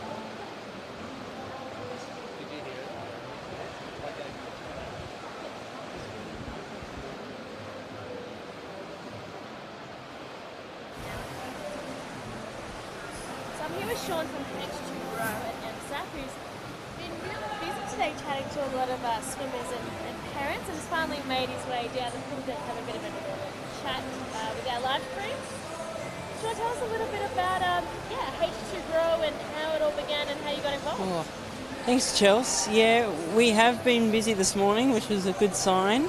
Project H2 Grow has been running since 2018 now, so we've been coming out here for a few years, a couple of disruptions in 2020, but we're back with the continuity of it all. And what Project H2 Grow aims to do is it aims to help inform and educate athlete development of our developing age group swimmers. So there's three components to it, which we like to think of it, where the first component is, in order to understand how swimmers grow and develop at different times and different rates, we need to start tracking that. So that's where Project H2 Grow, on the day, the measurements, that all comes into play, where we encourage parents and swimmers to come down and we do some basic measurements on the swimmers, and then that allows us to get a rough idea of where their swimmer is in relation to the time point of when they're going to be growing their most. So sort of like their growth spurt. And because we know that's different for all kids, right? And then the second part of it is to start thinking about strategies and ways in which we can account for these differences that exist within the age group competitions. And part of it that we have started to do is embed this into some of the reports that we provide back to parents of swimmers who come and get measured with us on the day. Exciting just at the moment, Sean. We've got our final lap of our 800 metres. And so that's where you can hear the whistles. It's like crazy town down here at Freebies. But it all the swimmers know that it's 100 metres. So just looking out here at the moment is the main one of 2000 that we were just talking about.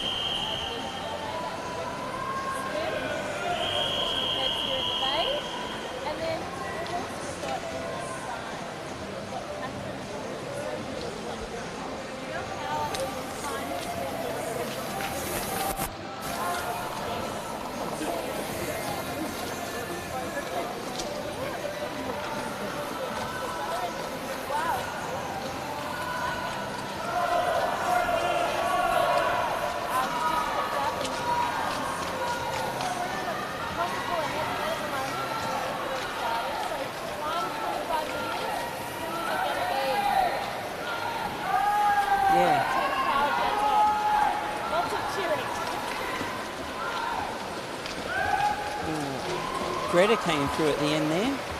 Yeah, Greta came through 9:12.91. So she had a great qualifying time, and just to take a few seconds off there. Yeah, let's see. So we do have that final swimmer.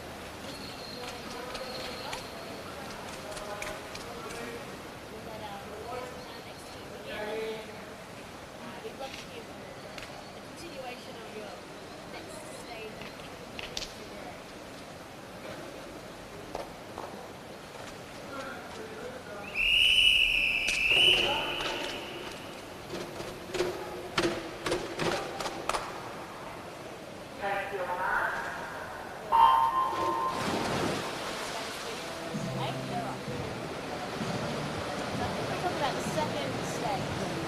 Yeah, well, once we have an idea of the different development patterns of each of the individuals within the sport, because we know how different they all are, we can then start to understand what that looks like and start packaging it into, you know, whether it be parent coach workshops, coach development modules and things like that, and get what we're finding back to the swimming community, which is the key priority of all this, is to understand what's going on and then return it back so we can be a more informed swim community.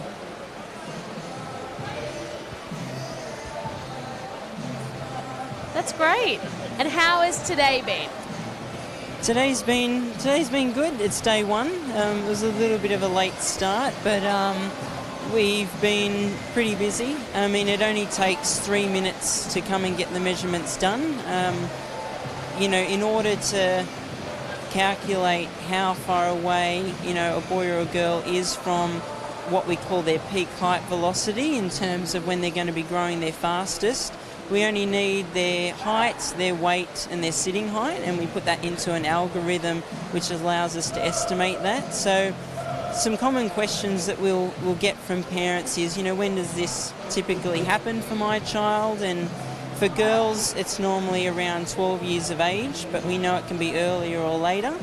And for boys, it's normally around 14, so 2 years later than girls, and we know, again, that can be earlier or later. So the big thing for us is, you know, as an age group competition, boys and girls are grouped according to age, and so when you think about that, a lot of parents might know that depending on where their child's birthday is, will sort of depend where they sit within their age group. So you could have boys and girls, you know, boys, for example, in an age group where there could be up to 12 months of, you know, what we call relative age differences, where some might have their birthday on the first day or second day of competition, where you might have a boy or girl who's had their birthday only a couple of days before the first day of competition, and then that can mean you've got some differences there. And the second part of it, which is why we're doing the measurements, is because not only might we have up to 12 months of development variation in an age group, but we know that biologically speaking that can be even more varied, where we can measure boys and girls in the same age group and there might be up to 3, 4, even 5 years of biological differences in an age group. And that's important when we're sitting here right now watching swimmers swim, saying, well, what do we have that's genuine development skill, the things developed day in, day out at training, and what's now being accounted for by growth, you know? So there was a famous quote, which I can't rattle straight off the top of my head, from Bob Bowman in an interview he gave on a review from a book of the development of Michael Phelps, where it was something like, there's nothing like the growth spurt, or in brackets, the pituitary gland, to make a coach look like a good coach. So, these ages is where we see a lot of growth occurring in those younger ages, and so that's why we think it's important that parents and coaches be able to understand and account for that when they're developing their swimmers. And so, when they are then provided that information, what's their next step with what they do with it?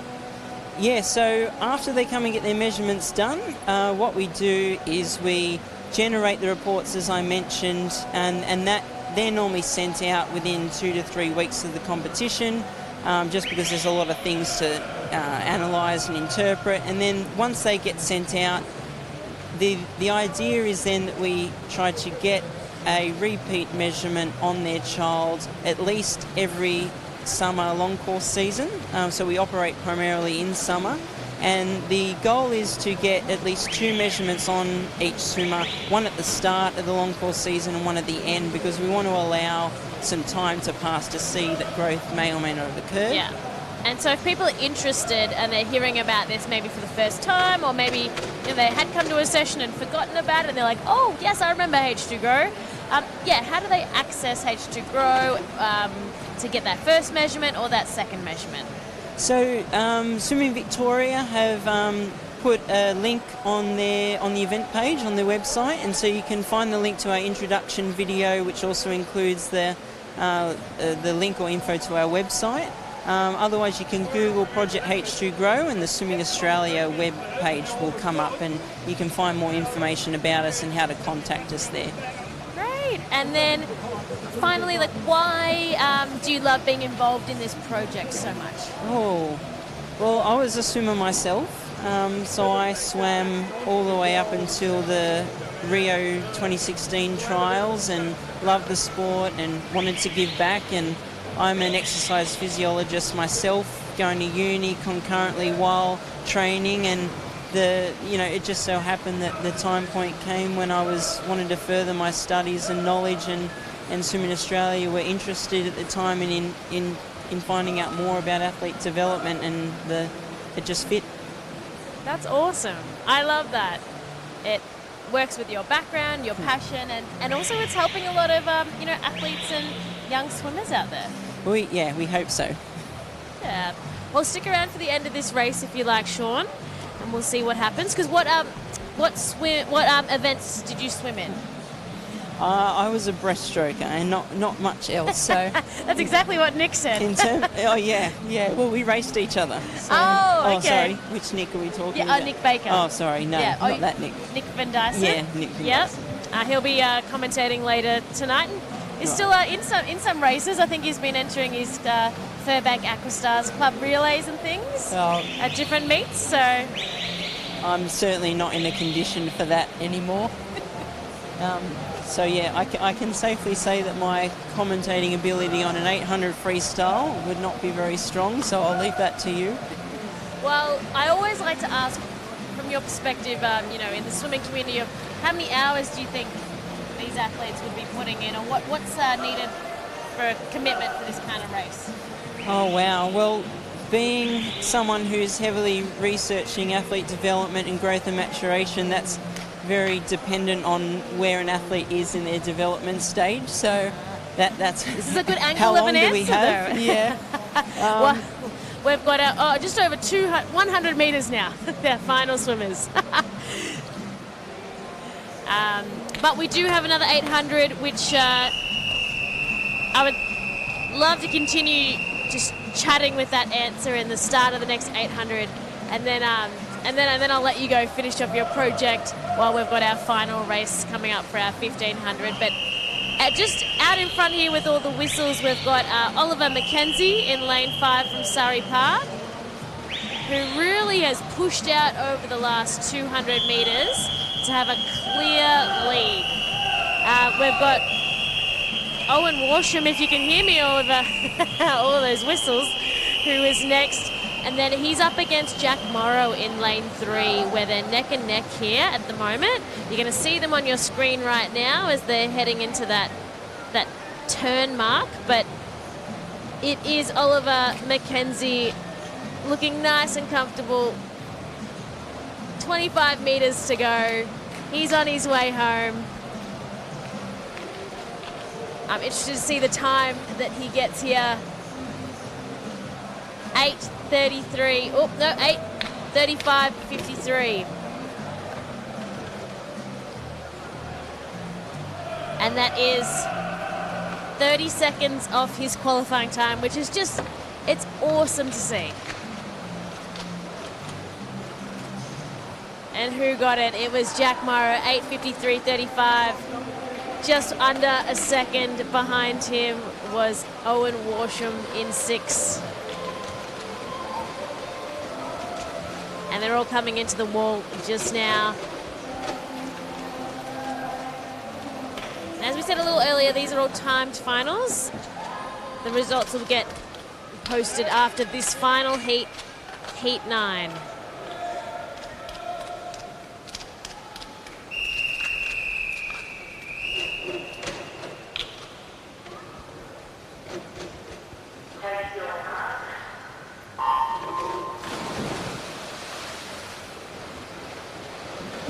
And it's begun. So, Sean, yeah, going back to what you think they'd be training, yeah, really going back to the core of your studies and project in this space, you're saying, yeah, it's anchored by the development level of which, the swimmer is at. Yeah, well, every coach has their own individualised approach, whether that be at a swim cohort level within their club system and how they design their development pathways, or coaches trying to manage and develop athletes on an individual basis where possible. But I think,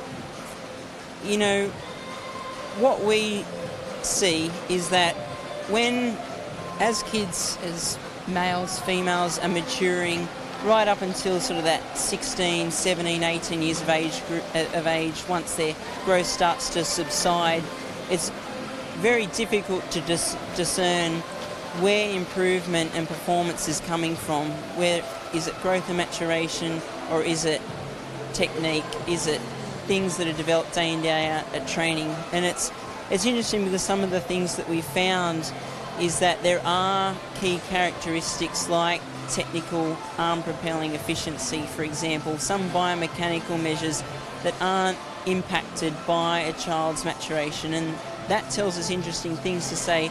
There are always key components to swim development that can be worked on over time, regardless of where you are at in your physical development stage.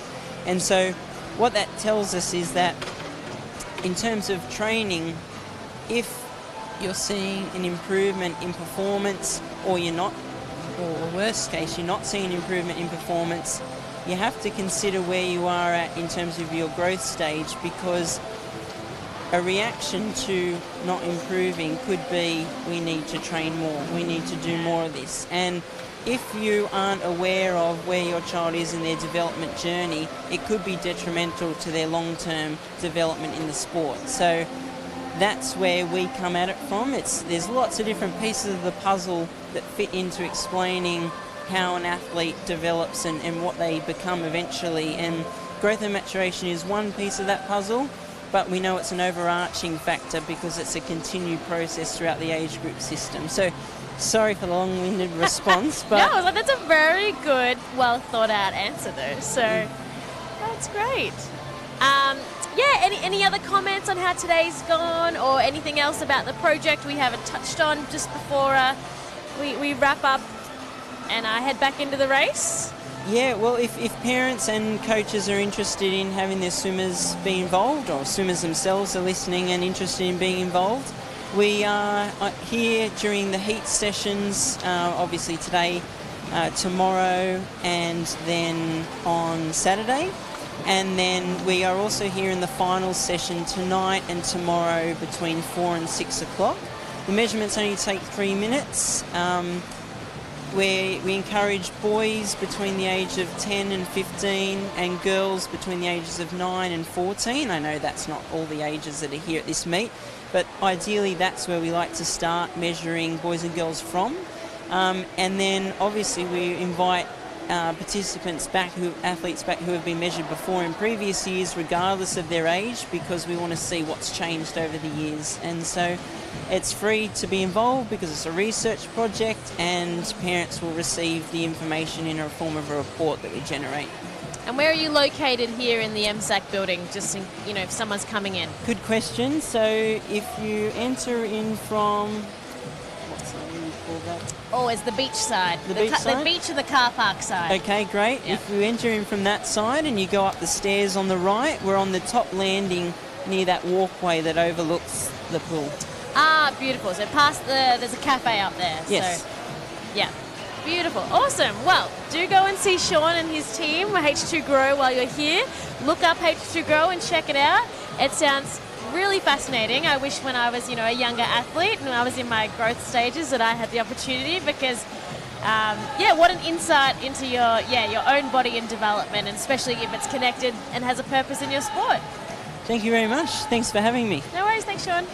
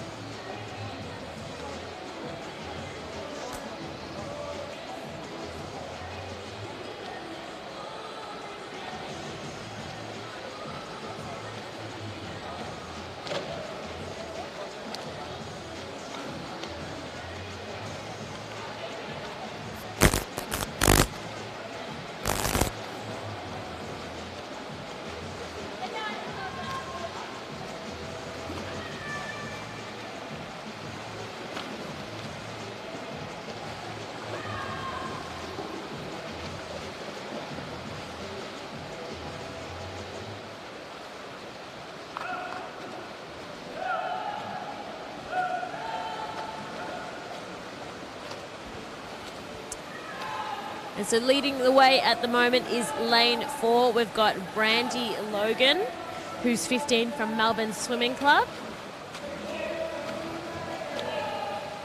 And so he's just got 125 metres to go just here as he's coming towards the end of his race. Beautiful big long arms coming up and over. Hardly a kick here at the moment, but you'll see as he increases that speed and effort in this final 100. And there you go. You can see a bit more of the foot coming up out of the water, a bit more splash to power him home and release some of the effort from his arms as well. And then in lane 7, we have Rory McConneville from MLC, who's following him. Only metres behind, but still a decent enough gap. He's also increased his speed. Looking over across the other side of the pool, we've got Madison Cooper.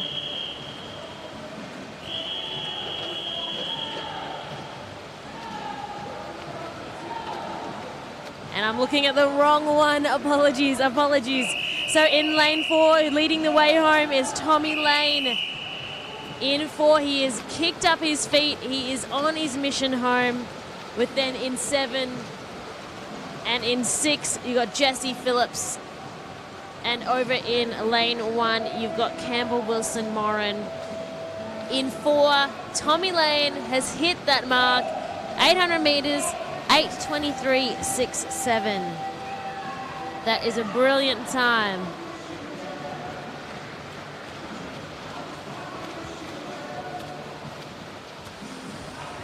Great work. Coming on in, looking up, is Jesse Phillips, 8:45.83. But in second spot was Harry Hay, 8:38.40. As they're catching their breath just now.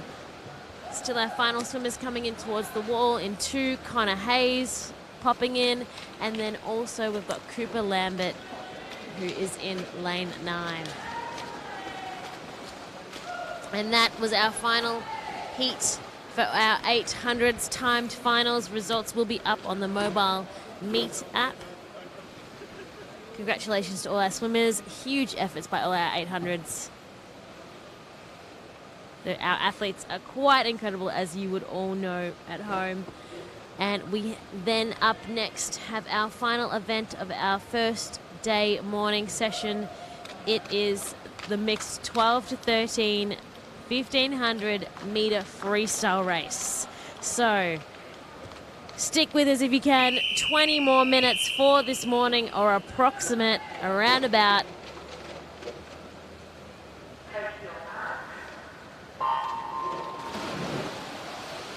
And they are off and away. An epic swim for our swimmers here.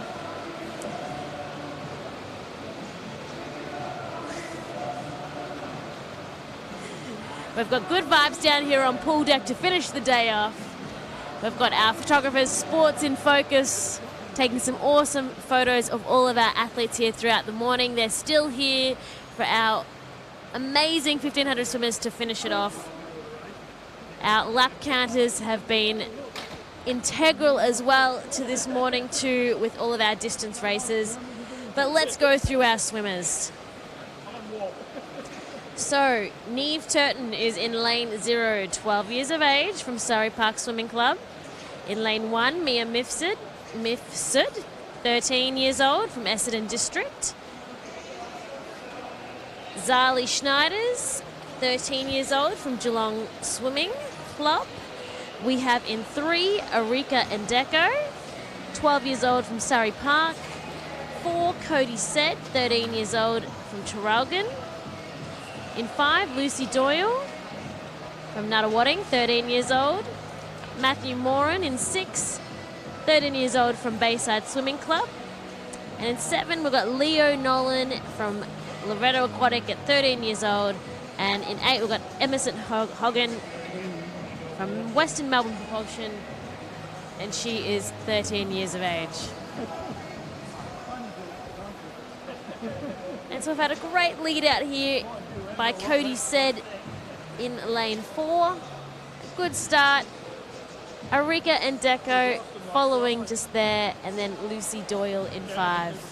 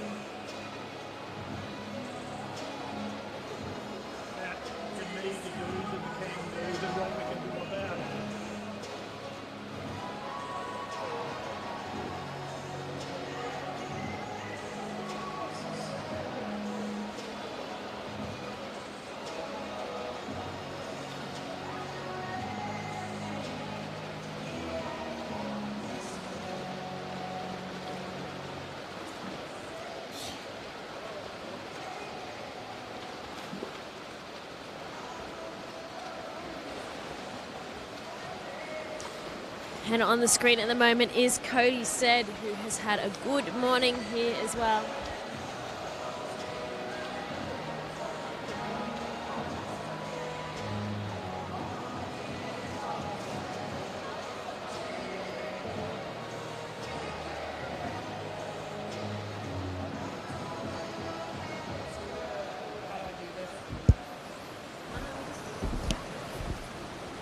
So I've got Kayo here with me from Doncaster Templestowe. And Kayo, tell me about your morning so far and all your athletes. Yeah, we've had a really great morning this morning, actually. It's probably our quietest day. We had 5 swimmers in this morning, but really exciting. One of my boys got his first ever national times today, so that was a big step for him. I had another boy, it's his first ever state age champs. He dropped off 2 seconds in 100 free, and a girl dropped 16 seconds in her 800. So very, very relaxed but exciting morning for Doncaster today. That's awesome. That's super good to hear. And yeah, what's next? Are they focusing then towards to that nationals? How do they celebrate? You know, what's the next steps for you and your swimmers in that regard? So there was definitely a little bit of celebrations going on, especially for the ones heading to nationals. Booking that plane ticket up to Gold Coast is really exciting for them.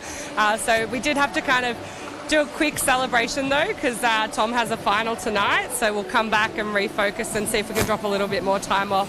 As for the others, they've got quite heavy programs over the next 4 days, and yeah, we just got to move on from that. A little quick celebration, little treat, maybe a chocky, and then look forward to some McDonald's after day 5. Awesome, because that's what I was going to ask you. What's their focus in between the heats and then the finals at night? What do they do to recover and then prep for it? So most of my guys, we spoke a lot before coming into this comp about how it ends up being the last few days are mostly who can recover the best, not necessarily who's the fastest swimmer. So it's a big focus on getting a lot of rest, trying to take those little naps, nice swim downs where they're feeling good when they leave the pool, making sure we're not feeling heavy and tired, and just coming in with a really positive attitude every day.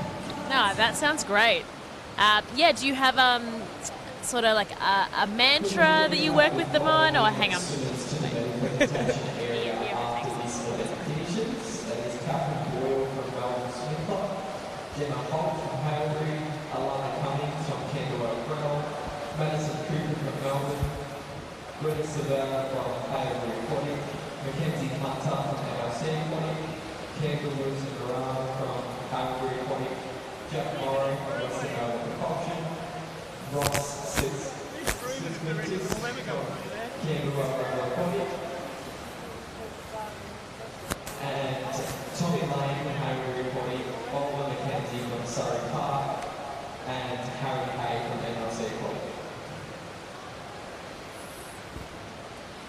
I was going to ask, do you have, are you a fan of quotes or mantras, and what's your club culture like?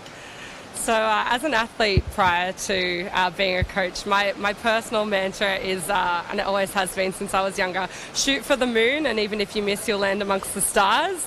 It's very cliche, but I think it's all about really setting yourself with some tough goals, and even if you're not hitting them exactly, you're working your way towards them. So I try and instill that in my swimmers. It's set yourself a high target and chip away at it every day. Absolutely, and I love that. And what about your club or team culture? How do you how do you go and set that and keep those standards, and what do you love about it? Well, coaching, I just love everything about it. I have the greatest group of athletes you can ask for. They work really hard every day.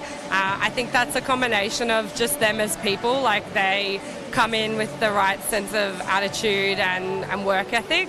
But as a club, we have a massive focus on teamwork, so we do a lot of things outside of the training pool to focus on that, whether it be in the gym or just social activities on weekends. My kids always, they choose to be friends with one another even outside the pool, which I think makes a massive difference. So they get around and support one another. I know a lot of them hung around to watch each other race today, or they come in to see each other swim and perform, even when they're not racing, and I think that definitely helps people lift to the occasion. Absolutely. I don't think it gets better than that, where really it's a swimming community, and that's what we love about events and bringing people together in such a sort of a welcoming and safe but a high performance environment that allows people to try and build their confidence and do their best, and then celebrate when they do, and then, you know, focus and look on the improvements and where to go next when they want to step up in that space as well. Yeah, I think that's something so great about Victoria and Victorian clubs. I'm so lucky to have such good relationships with other coaches.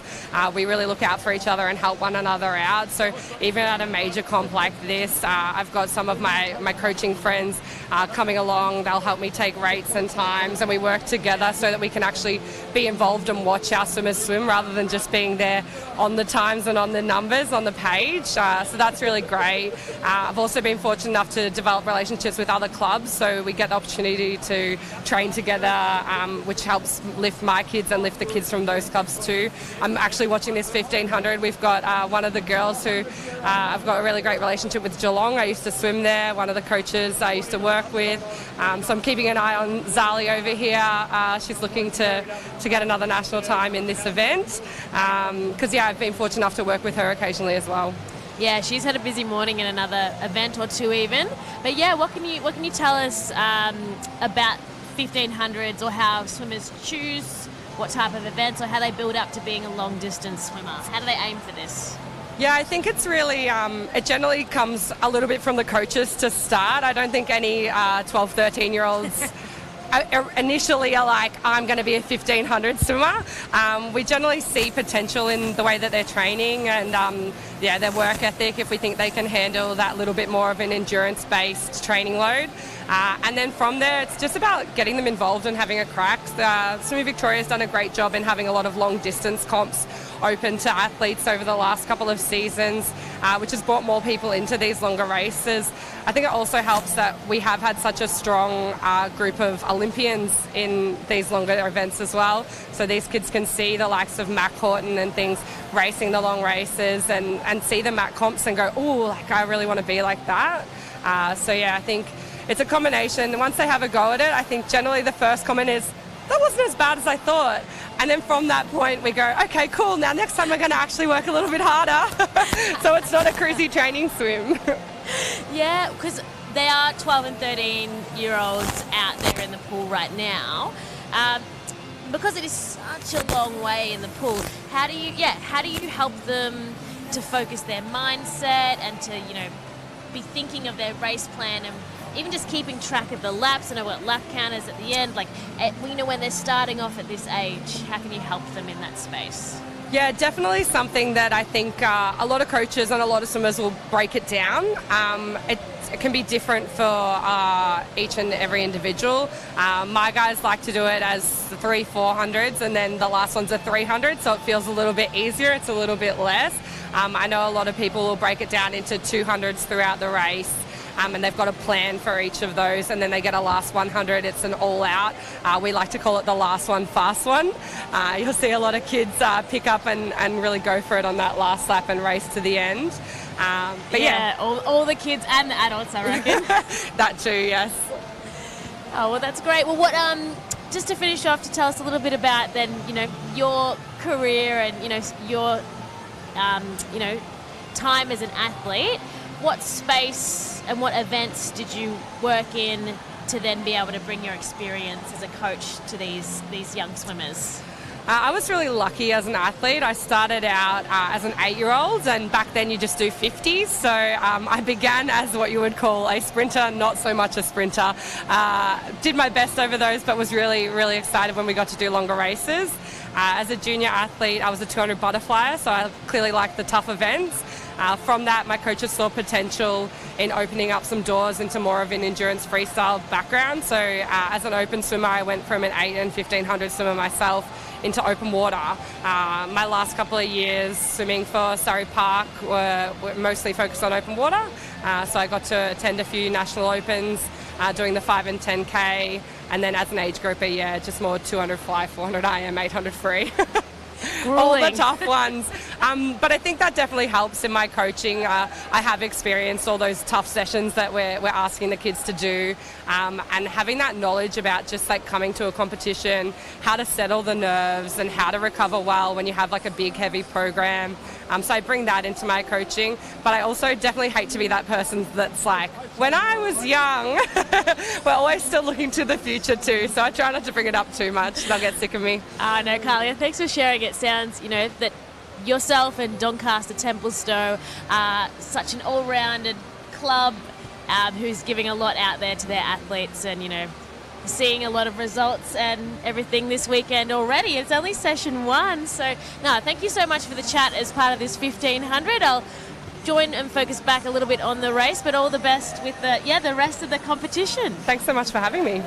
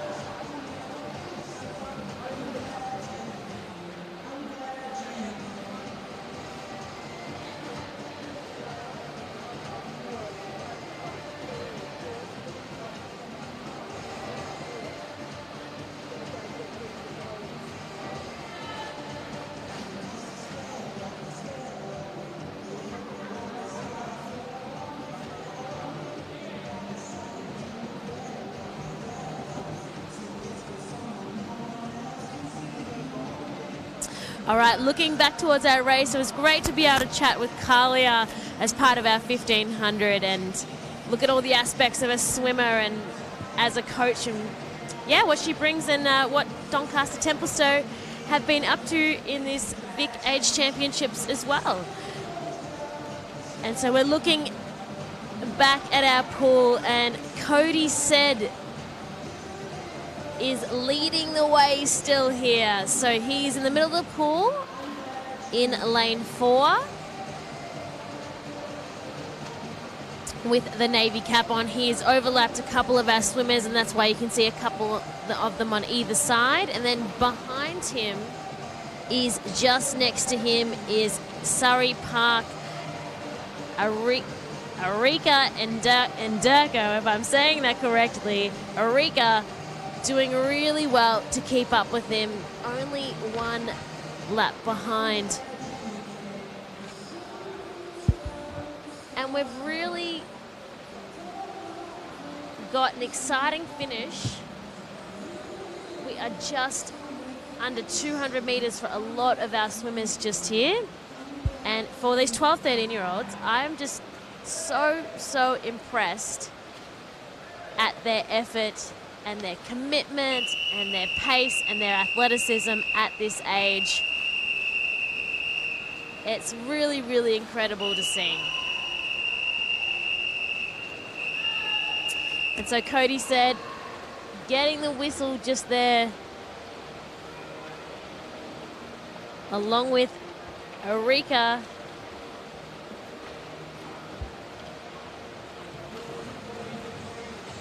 And so this is a timed final as well. So this is the one and only time to give their absolute best in our 1500 race. But Cody said he has now hit his last 50 meters, and it's the last lap of power for him, as he has a bit more splash in his kick just there, added a bit more power and concentration put into the strength of his legs to push him forward. And chasing him, Arika. So Cody from Traralgon. His coaches would be very impressed. He is going to be hitting a PB just here. Can he stick it under 17 minutes? Under 18 minutes in 17. Yes, he can. 17:59.02. Awesome job, Cody.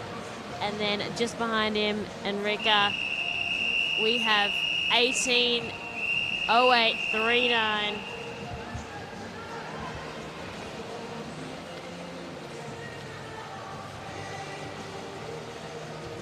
Coaches still on the sidelines, pushing their swimmers.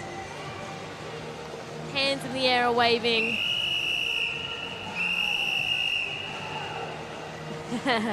And a big thumbs up from Arika from Surrey Park to the crowd. She would be super happy with her outcome and result this morning.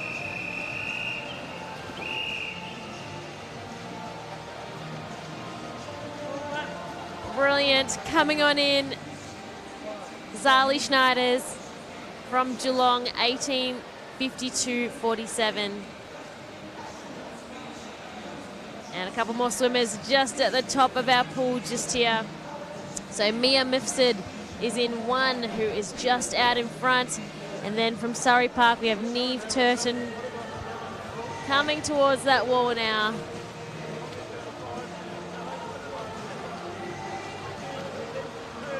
Yeah, Mia not stopping whatsoever or slowing down. But for Neve, it's going to be another lap for her in the purple suit at the top.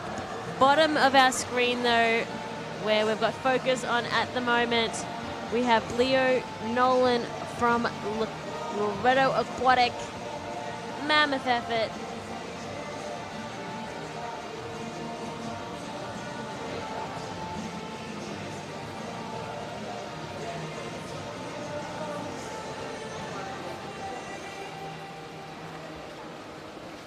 In he comes to the wall. And our final swimmer in the water in lane 0, we have Neve. Final 50 meters, she has just hit it. Big push off the wall, adding a bit more kick in her legs as well. Nicely done. And just incredible, as I mentioned before, for everyone who's watching from home, all of these athletes in the pool for this 1500 meters are 12 or 13 years old. Amazing.